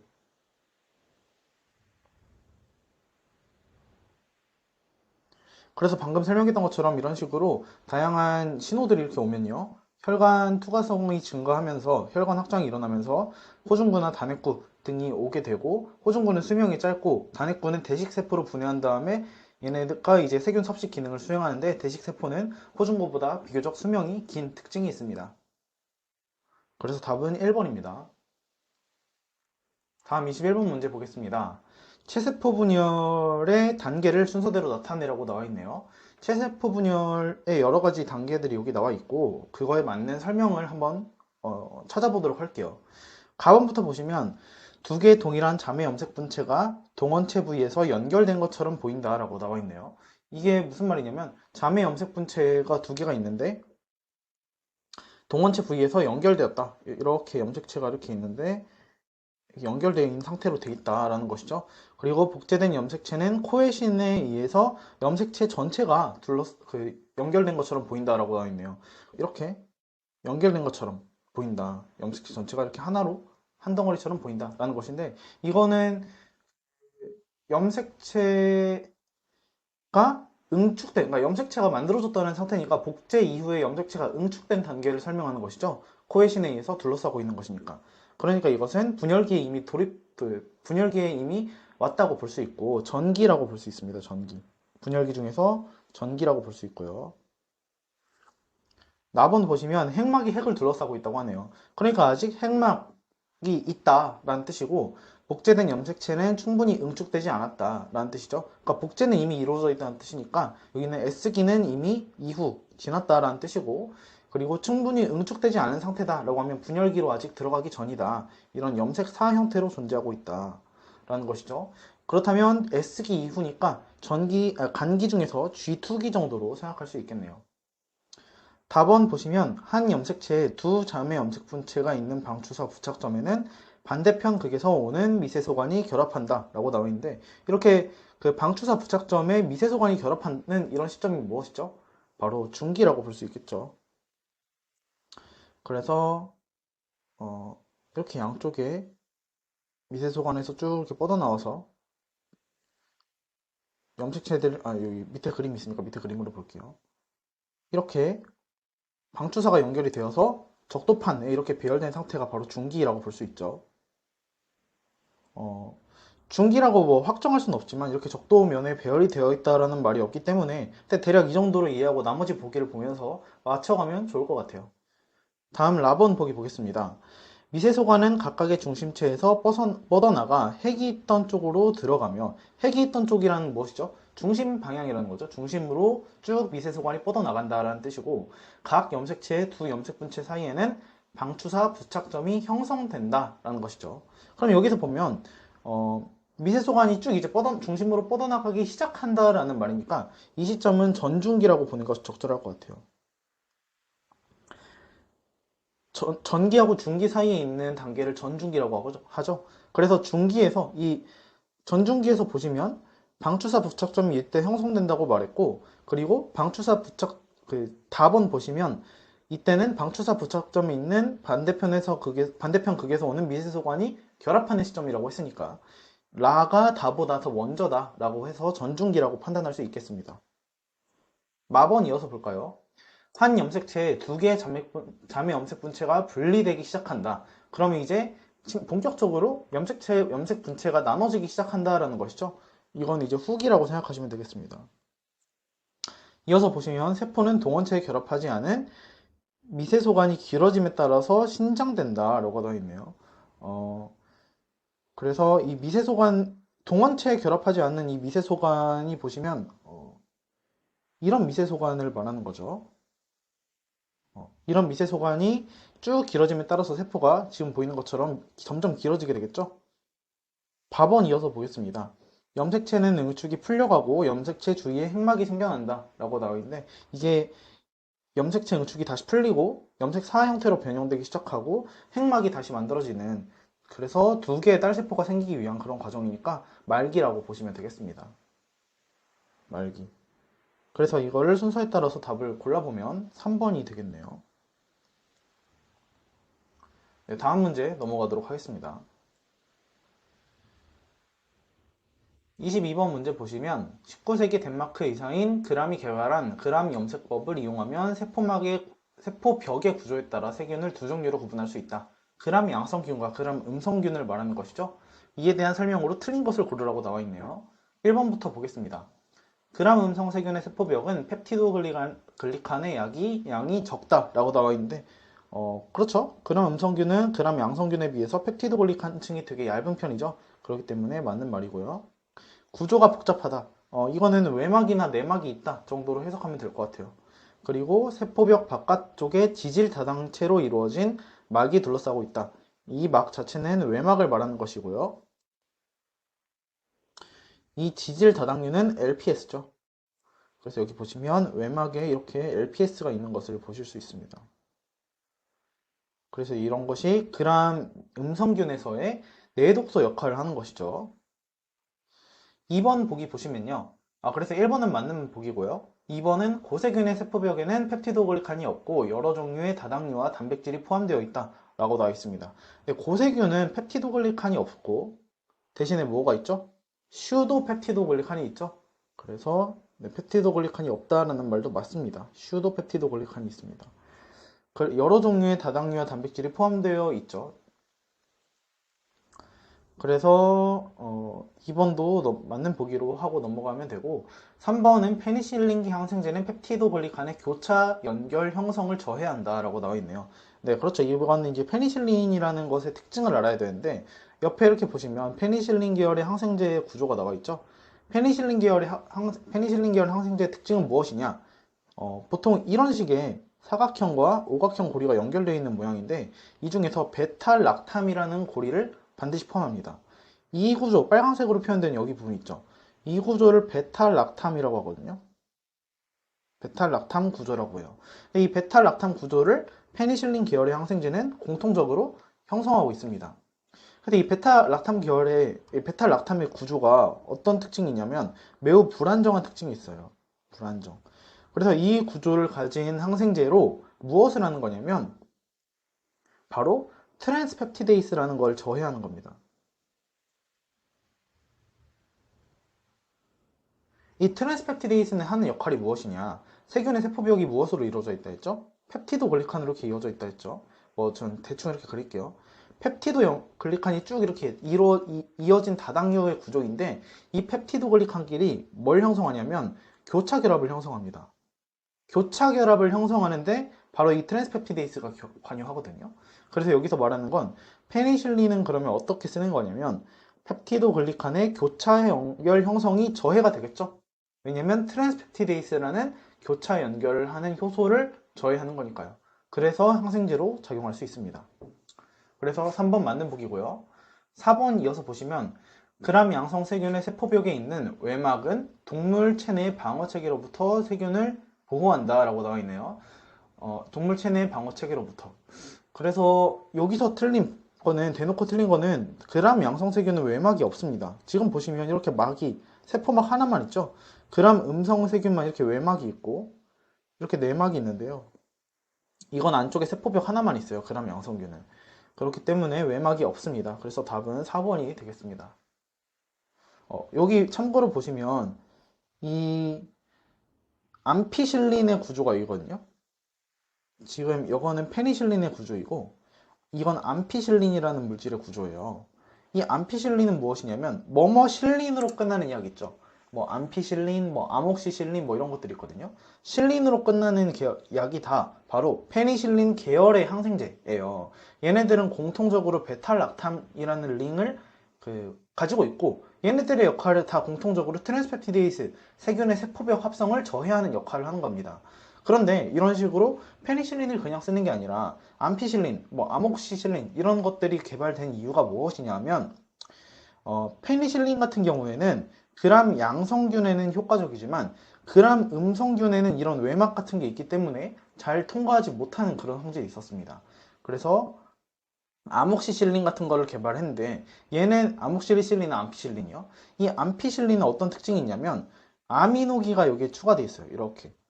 근데 이 아미노기는 화학적 성질을 나중에 뭐 일반화학이나 유기화학으로 배우면 아시겠지만 아미노기가 추가되면 그 극성이 추가되거든요. 그러면은 얘네들이 세포막 투과성이 향상된다고 합니다. 그래서 이런 애들은 그람 음성균도 효과적이고 그람 양성균도 효과적이라고 해요. 원래는 그람 양성균만 효과적이었는데요. 그래서 이런 암피실린이나 아목시실린도 알아두시면 괜찮을 것 같습니다. 그럼 이 암피실린이나 아목시실린은 그람 양성균 혹은 음성균에 효과적이다라고 지금 배웠는데, 그러면 고세균에는 효과적일까요? 그렇지 않겠죠. 왜냐하면 고세균 자체는 펩티도글리칸으로 연결된 그 구조가 아니라 슈도펩티도글리칸으로 연결이 되어 있죠. 그렇기 때문에 이런 페니실린 계열의 그 항생제는 고세균에는 효과적이지 않습니다. 네, 넘어갈게요. 그래서 답은 4번이고요. 23번 이어서 보시면요. 이거는 세균의 세타폼 복제를 문제를 낸 것이죠. 그래서 이런 주형의 환형의 원형 더블 스트랜드 DNA가 있고요. 세균의 더블 스트랜드 DNA가 있고요. 이 DNA를 벌리면서 이렇게 벌린 거죠. 이 부분이 벌어진 거죠. 이 부분이 이렇게 벌어져 있는 상태인 거고, 이 벌어져 있는 상태를 따라서 지금 복제가 일어나고 있을 겁니다. 그래서 만약에 여기가 복제 원점이다 라고 하면요, 뭐 예를 들면 여기서 이렇게 선도가닥이 합성되고 있겠죠. 선도가닥이 쭉 mRNA 그 선도가닥이 합성되고 있을 것이고요. DNA가 그 다음에 이렇게 지연가닥도 합성이 되고 있을 것입니다. 그래서 이런 걸 오카자키 절편이라고 부르죠. 그래서 이렇게 복제가 되고 있을 것이고요. 여기 가운데를 복제 원점이라고 부르고, 지금 표시되어 있는 니은 같은 부분은 무엇이죠? 바로 복제 분기점입니다. 죄송해요. 기억이네요. 기억. 복제 분기점. 복제 분기점. 그리고 니은은 아직 복제되기 전이죠. 복제 전에 더블 스트랜드 DNA. 세균의 더블 스트랜드 DNA입니다. 그래서 얘네가 다 원핵생물 세균의 세타폼 복제를 나타내는 그림이죠. 문제 이어서 보겠습니다. 기억 위치에 헬리케이스가 결합하냐? 맞죠? 헬리케이스는 DNA 이중가닥을 풀어주는 구조이므로 이렇게 쭉 자크를 열듯이 지금 풀어주고 나서 그 사이에 새로운 DNA를 합성하고 있는 모습이죠. 그렇기 때문에 가번 맞고요. 나번, 이 세균 DNA는 한 개의 복제 원점이 존재한다 라고 나와 있는데, 맞죠? 원핵생물의 특징이죠. 원핵생물은 복제 원점이 하나입니다. 진핵생물은 여러 개의 복제 원점을 가지죠. 그렇기 때문에 나번은 맞는 보기고요. 니은 위치에 연결 효소가 결합한다 라고 나와 있는데, 연결 효소라고 나와 있으면 조금 생소할 수도 있는데, 이 연결 효소가 무엇이냐면 바로 라이게이스를 의미하는 겁니다. 라이게이스는 무엇이죠? DNA 절편 간의 연결을 시켜주는 것이죠. DNA 절편 간의 인산 다이에스테르 결합을 형성하면서 얘네들을 연결시켜주는데, 이 라이게이스가 형성되는 어떤 거죠? 이 오카자키 절편을 간에 연결할 때 이때 라이게이스가 관여하죠. 그래서 니은 위치에는 라이게이스가 결합하지 않고요. 그래서 다는 틀려가지고 답은 2번이 되겠습니다. 다음 24번 문제 넘어가겠습니다. 24번, 바이러스는 숙주세포의 기구와 작은 분자들을 사용하여 증식하는 기생체이다. 다음 보기에서 옳은 것을 모두 고르시오. 이렇게 나와 있네요. 가번부터 볼까요?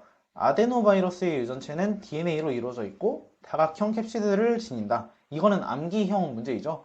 아데노바이러스는 흔히 말하는 감기를 일으키는 바이러스인데,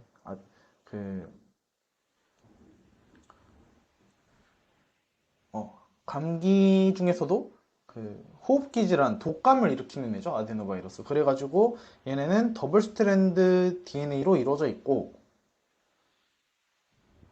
여기 보시면 그렇죠. 그리고 다각형의 캡시드를 가진다고 나와요.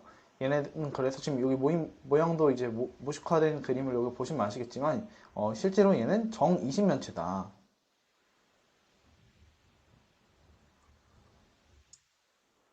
그렇기 때문에 다각형 캡시드를 가진다. 또 맞습니다. 그래서 가번 맞고요. 숙주세포 내에 있는 효소들이 바이러스 유전체를 복제하고 바이러스 단백질을 합성한다 라고 나와 있네요. 그래서 바이러스의 일반적인 특징이 이것이죠. 숙주세포 내의 효소들을 이용해서 바이러스 유전체를 복제한다 바이러스 단백질을 합성한다. 이런 특징이 있습니다. 답은 바이러스의 핵산 분자와 캡소미어가 만들어지면 저절로 새로운 바이러스가 조립된다 라고 나와 있는데, 핵산은 바이러스에 복제한 유전자라고 생각하면 되겠는데, 이 캡소미어가 뭘까 생각해보면, 이 캡소미어는 무엇이냐면 캡시드의 단위, 캡시드라는 단백질이 있을 거 아니에요. 그래서 이 캡시드를 구성하는 낱개 단백질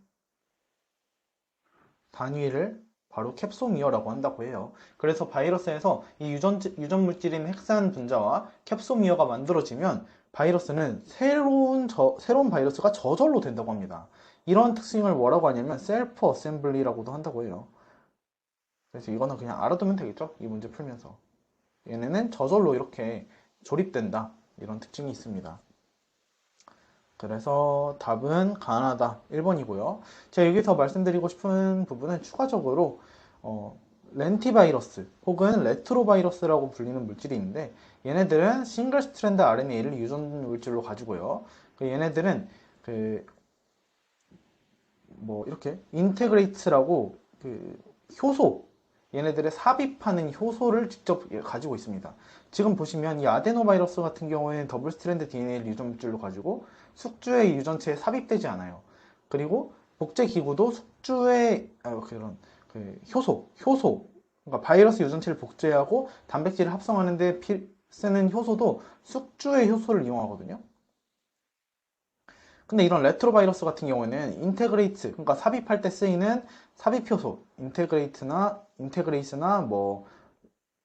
역전사 효소 이런 것나 단백질 분해 효소 이런 것들이 자기 효소를 쓰는 특징이 있습니다. 자기 효소라는 거는 자기가 이 효소에 관한 유전 물질이 포함되어 있고, 그래서 자기 유전자가 발현되어서 유전자가 발현되어서 합성되는 단백질로 이런 효소를 갖는다. 자기 유전자 유래 효소를 가지고 이런 작용을 한다라는 것입니다. 숙주의 유전체 효소를 쓰기도 하지만 자기 효소를 쓰는 기능도 한다. 뭐가? 레트로바이러스가. 이것도 기억하시면 좋겠습니다. 또 문제 나오니까요. 그때 또 다시 얘기하도록 할게요. 답은 1번이 되겠습니다.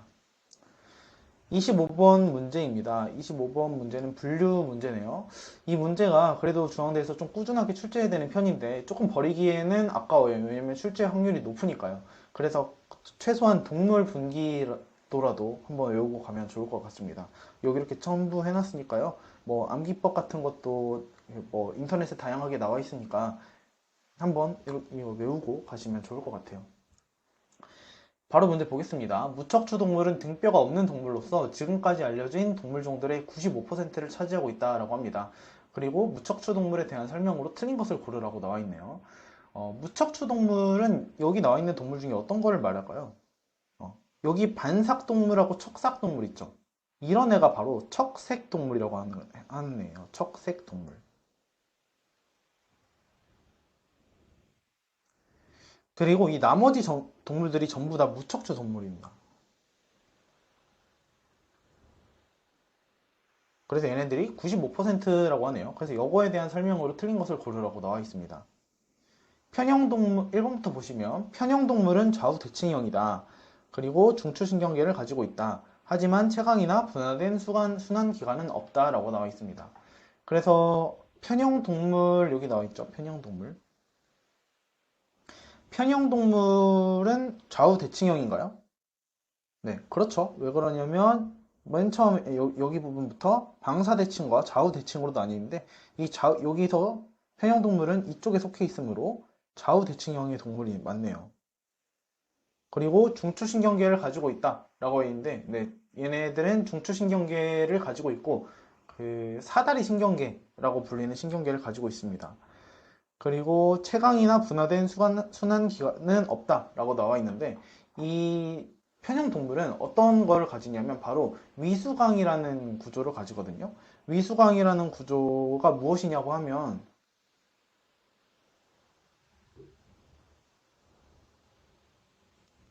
얘네는 하나의 구멍이 입과 항문의 기능을 하는 걸 말해요. 이런 거거든요. 입과 항문의 기능을 동시에 하는 걸 위수광이라고 합니다. 이과 항문의 기능, 하나의 구멍. 그래서 얘네들은 대표적으로 어떤 게 있냐? 편형동물,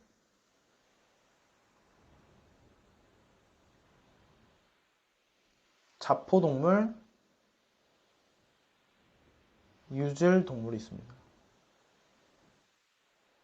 그래서 이거 암기할 때 편한, 자유, 위해 이렇게 외우면 돼요. 편형, 자포, 유즐, 위수강. 그래서 편한, 자유, 위해 이렇게 이거 위수강에 관한 건 좀 자주 나오는 편이니까 중앙대에서 이렇게 기억해 두시면 되겠습니다. 그래서 얘네들은 그 표현동물은 위수강을 지닌다 라는 것이고요. 또 아까 말했던 것처럼 좌우 대칭형의 형태가 있다 라고 기억해 두시면 되겠습니다. 그리고 얘네는 체강 없는 무체강 동물에 속해요. 그래서 답은 1번은 일단 맞는 설명이고요. 2번, 해면동물은 진정한 조직이 있고 고착 생활을 하는 동물이다. 이들은 자기 몸 내부를 통과하는 입자들을 포획하는 여과 섭식을 한다라고 나와 있네요. 해면동물이 여기 나와 있는 이 그림이거든요. 그래서 얘네들은 진정한 조직이 없다라고 일단 말할 수 있습니다. 여기 보시면 조직이 있음, 측생동물, 조직이 없음, 측생동물, 조직이 있음, 진정, 후생동물 이렇게 분류가 처음으로 되어 있는데 해면동물은 여기에 속하므로 조직이 없는 생물에 속하고요. 고착 생활을 하는 동물이다. 고착 생물이라는 거는 어디로 이동을 하지 않는다. 그래서 그 먹이 입자가 이렇게 그냥 점에게 걸려 들어오는 거를 받아들여서 먹고 사는 그런 동물입니다. 그리고 자기 몸 내부를 통과하는 입자들을 포획하는 여과 섭식을 한다. 그래서 여기 보시는 것처럼 점에게 걸려든 먹이 입자를 포획해서 파고시토시스로 섭취를 한다라고 합니다. 그래서 얘네들은 또 하나 특징이 무엇이냐고 하면 이 해면동물의 경우에는 소공으로 물이 들어오고 대공으로 빠져나갑니다. 지금 이렇게 보시면 소공으로 이렇게 물이 들어오고 대공이라는 데로 물이 빠져나가요.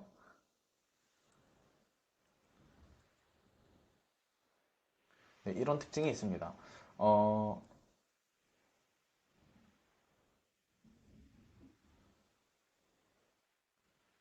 그래서 2번도 맞는 보기이죠. 조직이 없고 고착생활을 하고 내부를 통과하는 입자들을 포획하는 여과섭식을 한다. 맞는 설명입니다. 3번 자포동물은 산호충류, 해파리류, 히드라충류를 포함한다. 라고 되어 있고 이 동물들은 이과 항문의 역할을 모두 하는 위수광을 갖는다. 그쵸? 자포동물은 폴리피형과 해파리형으로 크게 나눠볼 수 있는데 얘네들은 위수광을 가지죠. 그리고 자포동물은 말미잘, 히드라, 산호 이런 애들을 포함합니다. 그래서 이것도 맞는 복이에요. 말미잘, 히드라, 산호 이런 애들이고요. 다음 극피동물과 척삭동물은 후구동물로서 극피동물, 척삭동물 어디 있죠? 여기 있죠. 극피동물, 척삭동물은 후구동물이죠. 장체강 동물인 후구동물에 속하는 애고요. 맞는 복이죠. 조개류, 오징어류, 그리고 환영동물이 이에 속한다라고 나와 있는데 이건 틀린 말이죠. 극피동물과 척삭동물은 여기에 따로 분류가 되어 있는데 환영동물은 여기 있잖아요. 그러니까 아예 서로 다른 겁니다. 그래서 환영동물이 여기 속하지도 않고 조개류, 오징어류 같은 경우에는 무엇일까요? 얘네는 연체동물입니다. 연체동물.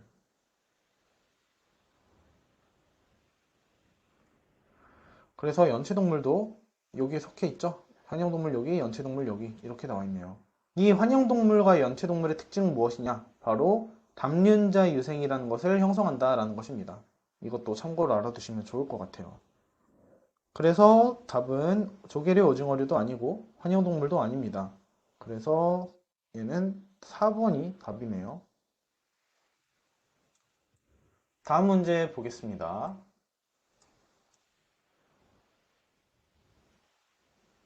26번입니다. 근육세포의 결정과 분화에 대한 설명으로 틀린 것을 고르라고 나와 있네요. 이거는 본격적으로 설명을 하기 전에 이 그림을 보면서 설명을 하도록 하겠습니다.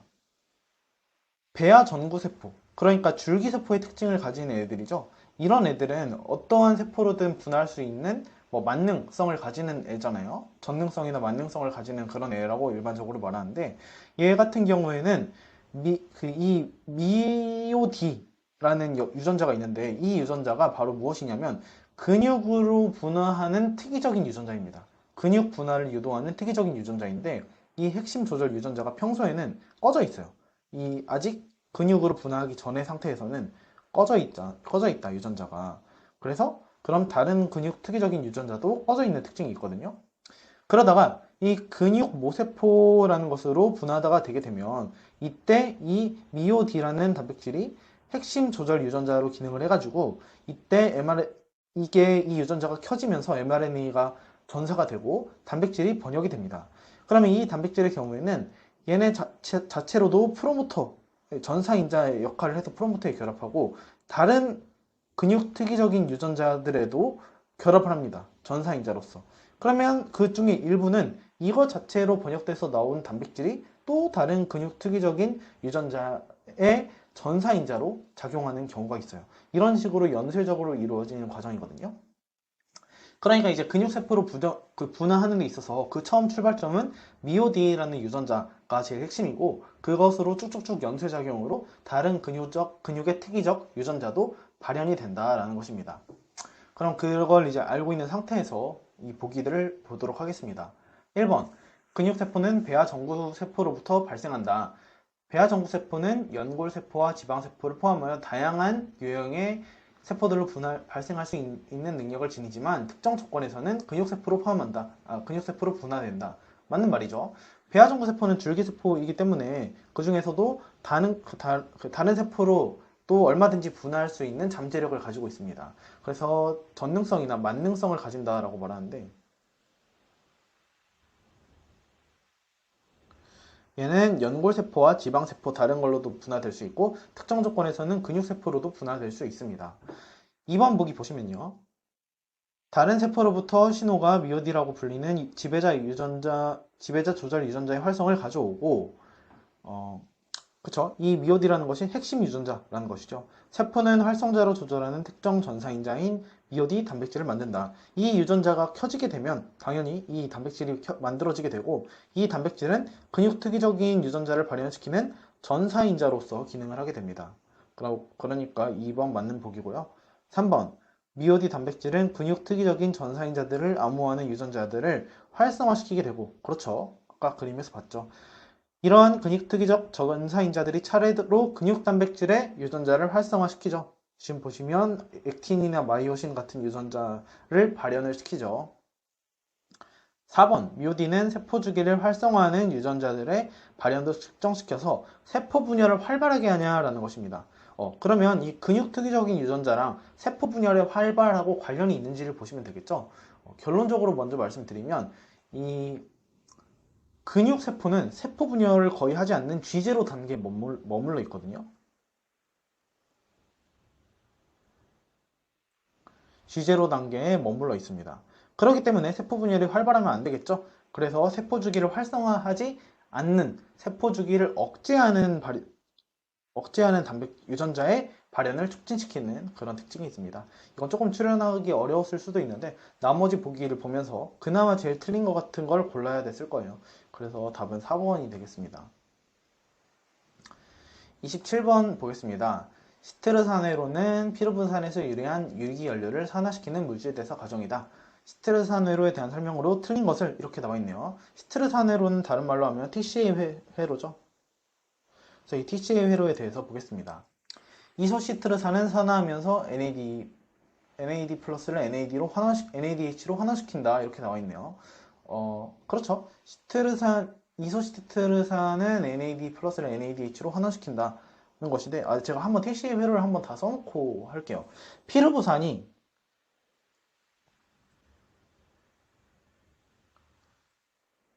미토콘드리아 내부로 들어오게 되죠.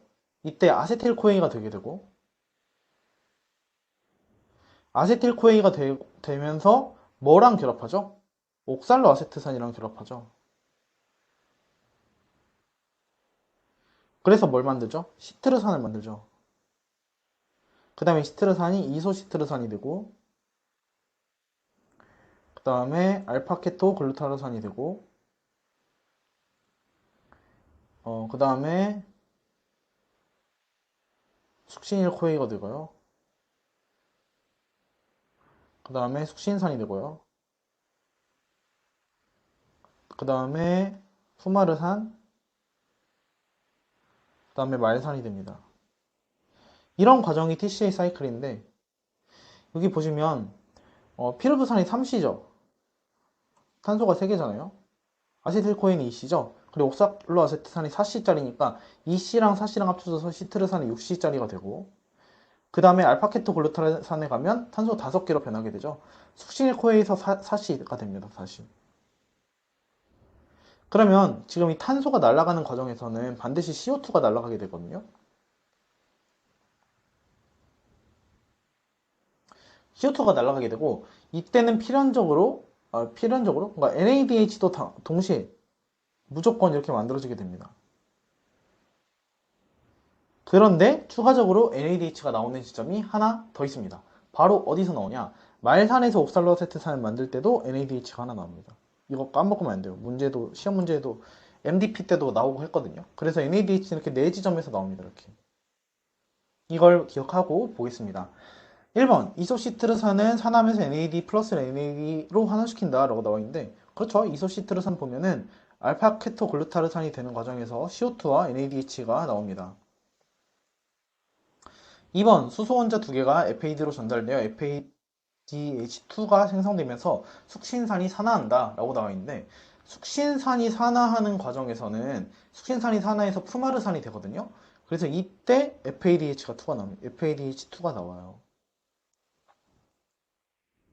근데 이 FADH2는 또 어떤 것과 연결되어 있냐면 이 복합체 2랑 관련이 있습니다.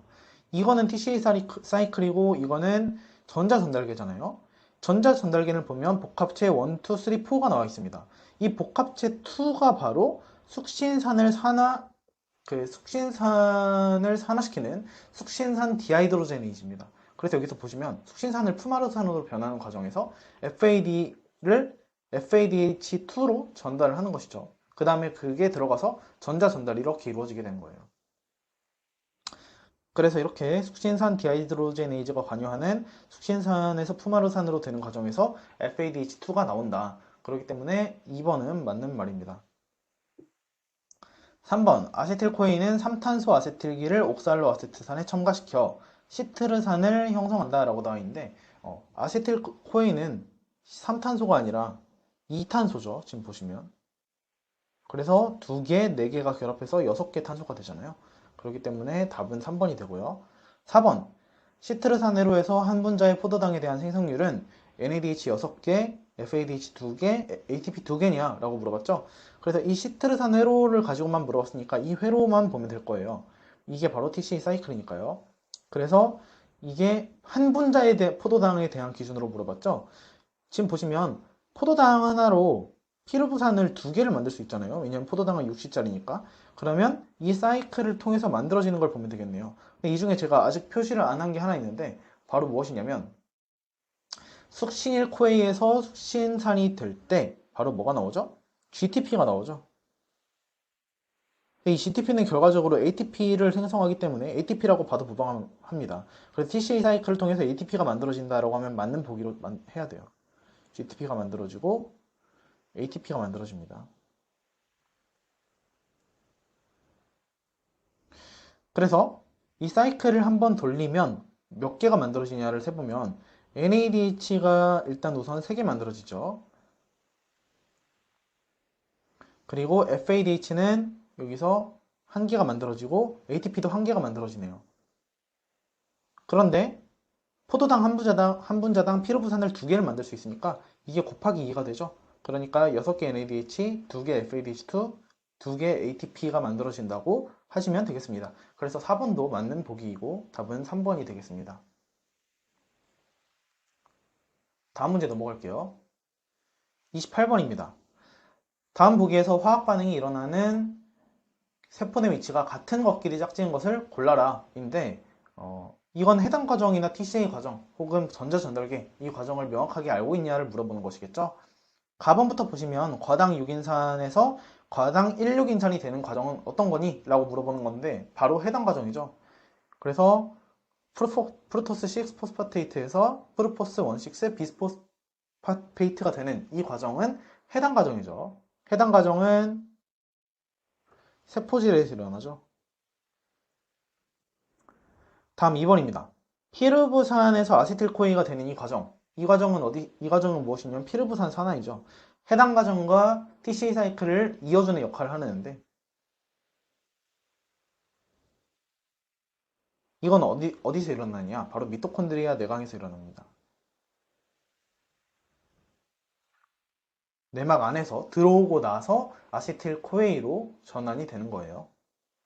그래서 나번은 미토콘드리아 내광이고요. 그 다음에 다번 글리세랄데히드 3인산이 1,3 비스포글리세르산이 되는 과정은 해당 과정이에요. 이것도. 그래서 글리세랄데히드 3포스파테이트가 1,3 비스포글리세레이트가 되는 이 과정이 해당 과정에서 에너지를 회수하는 페이오프 단계에 있는 애죠. 그래서 얘도 해당 과정. 세포질에서 일어난다. 해당 과정은 당연히 다 외워야 돼요. 그래서 해당 과정에서도 뭐 중요한 몇몇 단계는 효소들의 이름도 외워야 되고요. 바로 이런 거죠. 헥소카이네이스와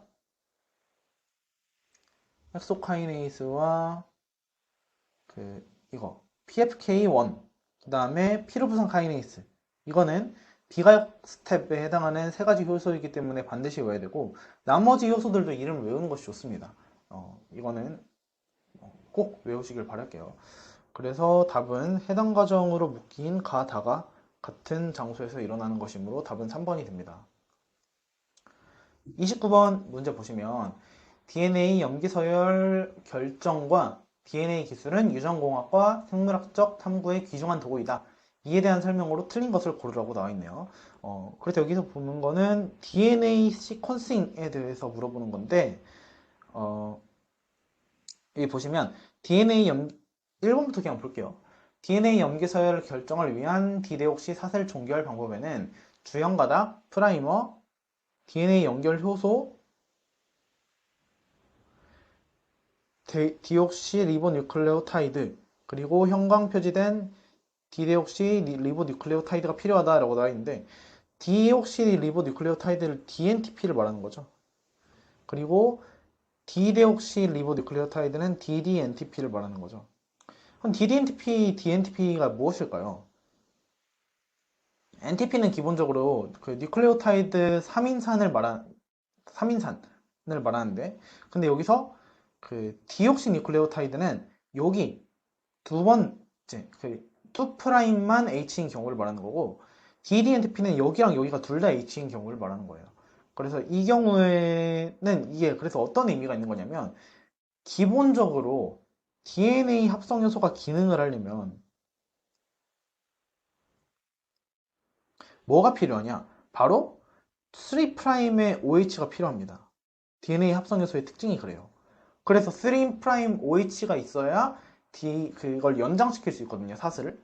그런데 지금 만약에 내가 뉴클레오타이드를 가지고 DNA를 쭉 이어서 합성하는 그런 재료로 쓴다면 만약에 DNTP를 재료로 쓴다면 DNTP를 마지막으로 뚝 썼을 때 3' OH가 있으니까 그 다음을 연장을 시킬 수 있거든요. 근데 만약에 내가 그 재료로 이 DDNTP를 써버리면 여기에 OH가 없게 되니까 연장을 못하고 스탑하게 됩니다. DDNTP를 써버리면. 그렇기 때문에 그 특징을 이용하는 거예요. 그 특징을 이용해서 어떤 식으로 얘네들을 시퀀싱을 하는 거냐면 마지막에 있는 뉴클레오타이드를 DDNTP로 쓰는 겁니다. 그래서 예를 들면 뭐 G는 노란색으로, C 염기를 가진 DDNTP는 파란색으로, A 염기를 가진 DDNTP는 초록색으로, T 염기를 가진 DDNTP는 빨간색으로 이렇게 형광 표시를 해놓는 거예요. 그리고 그냥 지금 보시면 이렇게 검정색으로 나와 있는 얘네들 있죠. 얘네들은 정상 DNTP입니다. 정상적인 DNTP고 이 형광 색깔로 되어 있는 이런 색깔로 되어 있는 애들 있죠.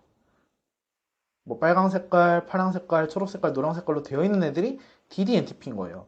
그래서 얘네들을 한 번에 섞어가지고 이 주형 DNA 사슬에다가 뿌려주는 겁니다. 그리고 DNA를 합성을 시작해요. 그러면 정상적으로 합성이 되다가 우연한 기회에 ddNTP를 재료로 써서 합성을 딱 하게 되면 그럼 바로 종결이 되게 되겠죠. 그러면 또 여러 개를 또 다음 주형을 가지고 합성을 했을 때도 뭐 우연하게 ddNTP가 오게 되면 그걸로 딱 종결이 되게 될 겁니다. 그러면 어떤 식으로 알 수 있냐? 몇 번째 사슬에 그러니까 ddNTP가 표지하는 이 부위를 알 수 있으니까 여기 노란색이구나. 아 그럼 첫 번째는 G였겠구나. 그리고 여기에는 초록색이 있네. 초록색으로 끝나는 ddNTP가 발견이 됐네. 그러면 여기에는 A가 염기가 만들어졌겠구나. 이렇게 분석할 수 있는 거예요. 얘를 가지고. 그래가지고 얘를 쭉 DNA 염기 서열을 순서대로 알 수 있다라는 것입니다. 이것이 바로 DNA 염기 시퀀싱 과정이에요. 염기 서열을 밝히는 과정이에요. 그런데 여기서 주의해야 될 게 지금 엄밀히 대충 보면 맞는 말 같지만 여기서 주형 가닥 당연히 필요하죠. 그 다음에 프라이머 필요할 거예요. 왜냐면 DNA 합성에서는 3' OH가 없으면 합성을 못 한다고 했잖아. 그러니까 뭔가 그 앞에 가서 DNA가 합성 요소가 딱 붙을 수 있도록 그리고 그 기점으로 합성을 할 수 있도록 3'OH를 제공해주는 프라이머가 있어야 돼요. DNA 프라이머가. 그 다음에 ddNTP도 있어야 되고 DNTP도 있어야 되죠. 그런데 라이게이스, DNA 연결 효소가 있을 필요는 없습니다. 왜 그렇죠? DNA 연결 효소 이 라이게이스는 DNA 절편 간의 연결을 촉매하는 거예요. 연결 뭐냐 포스포다이에스테르 결합을 만드는 요소인데 지금 보시면 그렇게 할 필요는 없죠. 그냥 ddNTP나 DNTP 뿌려주고 합성 요소하고 프라이머 주형 가닥만 갖다 놓으면 되는 거예요. 그렇기 때문에 1번이 틀린 보기가 됩니다. 좀 이건 엄밀하게 잘 보셔야 돼요. 그 다음에 2번 제한 요소는 짧고 특정 뉴클레오타이드 염기 서열을 가진 DNA 분자를 자르기 위해서 사용하고 점착성 말단 혹은 비점착성 말단을 가진 이중가닥 제한 절편을 생성한다 라고 나와 있는데 이 제한 요소의 같은 경우에는 제한 요소가 이렇게 지금 가위로 나와 있는 것처럼 DNA 이중나선을 자르는 역할을 하는 거죠. 그 다음에 점착성 말단 혹은 비점착성 말단을 형성한다 라고 나와 있습니다. 점착성 말단이란 무엇이냐면 이렇게 스티키 엔드라고 부르는 부분인데요. 자르고 나서 보면 얘네가 좀 예쁘게 안 잘려있고 이런 식으로 잘려있죠.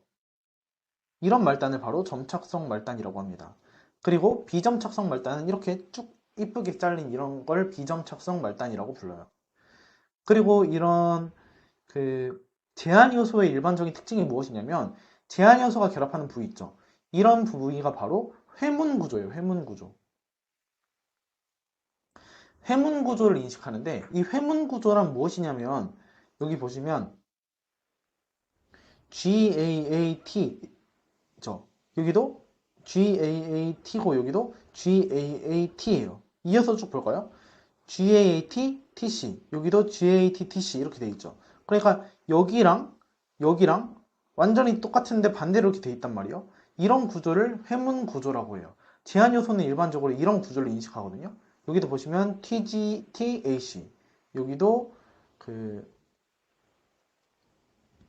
여기도 GTAC 여긴 아니네요. 죄송해요. 여기는 회문 구조를 인식하는 거고 여기는 한번 볼까요? GGTACC 맞네요. 여기도 GGTACC 회문 구조를 인식하네요. 그래서 이런 제한 요소의 일반적인 특징으로는 회문 구조를 인식하여서 점착성 말단 혹은 비점착성 말단을 형성하는 특징이 있습니다. 3번 볼까요?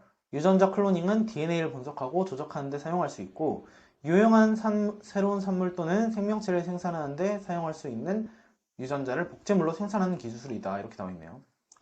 클로닝은 무엇일까요? 클로닝. 클로닝도 엄청 중요한 생명공학 기술인데 클로닝이 무엇이냐? 얘네는 DNA를 세포 내에서 저장해서 형질 전환시키거나 증폭시키는 기술을 의미합니다.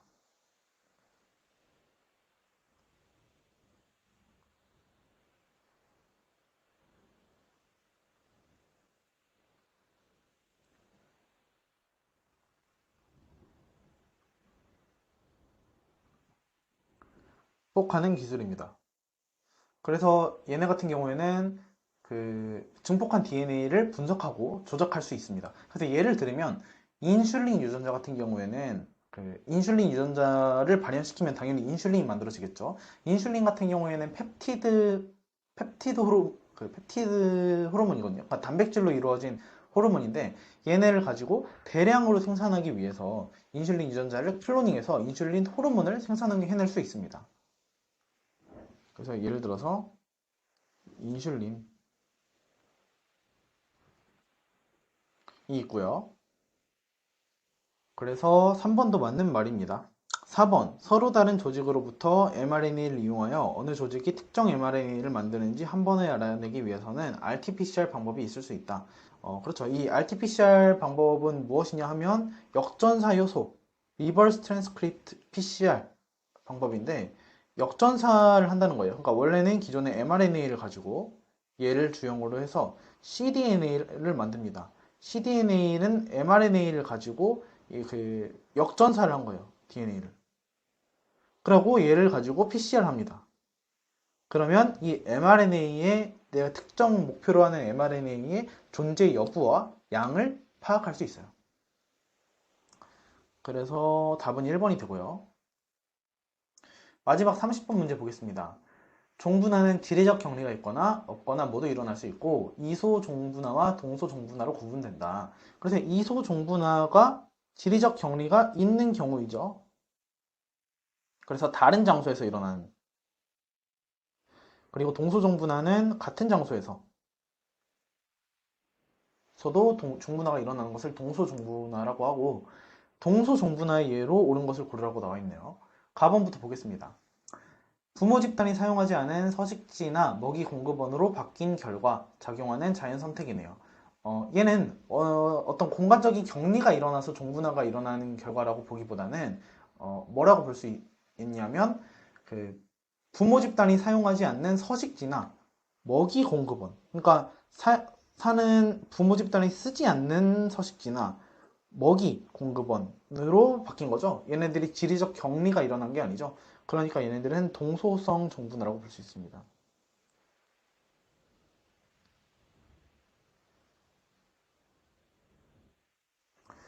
그렇고요. 그 다음에 나번 보시면 식물에서 타가 배수체 종분화의 과정. 얘네들은 대표적인 동소성 종분화 과정이죠. 같은 지리적인 지역에 있는데 얘네가 다배체를 형성해가지고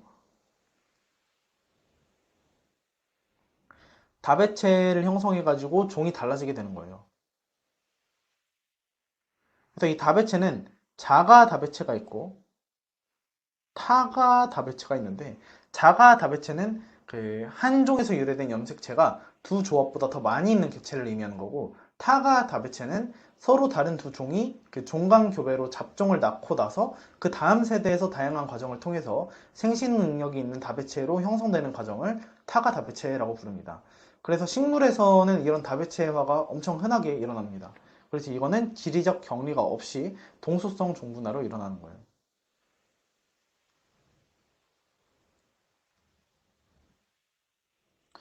그 다음 4번 보시면 포식자가 있는 연못과 없는 연못에서 모기고기 사이의 생식적 격리를 말하는 건데 얘네는 기본적으로 모기고기의 지리적 격리가 발생하는 걸 가지고 나타나는 거예요. 예를 들어서 모기고기 집단이 이렇게 있다고 했을 때 그 얘네들이 지리적 격리가 발생하고 나서 한 집단에는 한 서식지에는 포식자가 있는 거고 하나는 포식자가 없는 상황이에요. 그럼 포식자가 있는 상황에서는 어떤 종으로 분화가 많이 되게 되냐? 이동 속도가 빠른, 예를 들면 이런 종의 분화가 많이 일어나게 되고, 포식자가 없는 이런 경우는 뭐 다른 종류의 종이 더 많이 분화가 되게 됩니다. 그렇기 때문에 얘네는 이소성 종분화라고 볼 수 있습니다. 그래서 답은 가나가 동소성 정분화이므로 답은 2번이 되겠습니다. 네, 여기까지 2022학년도 중앙대학교 편입학 생물 문제집 풀어봤습니다.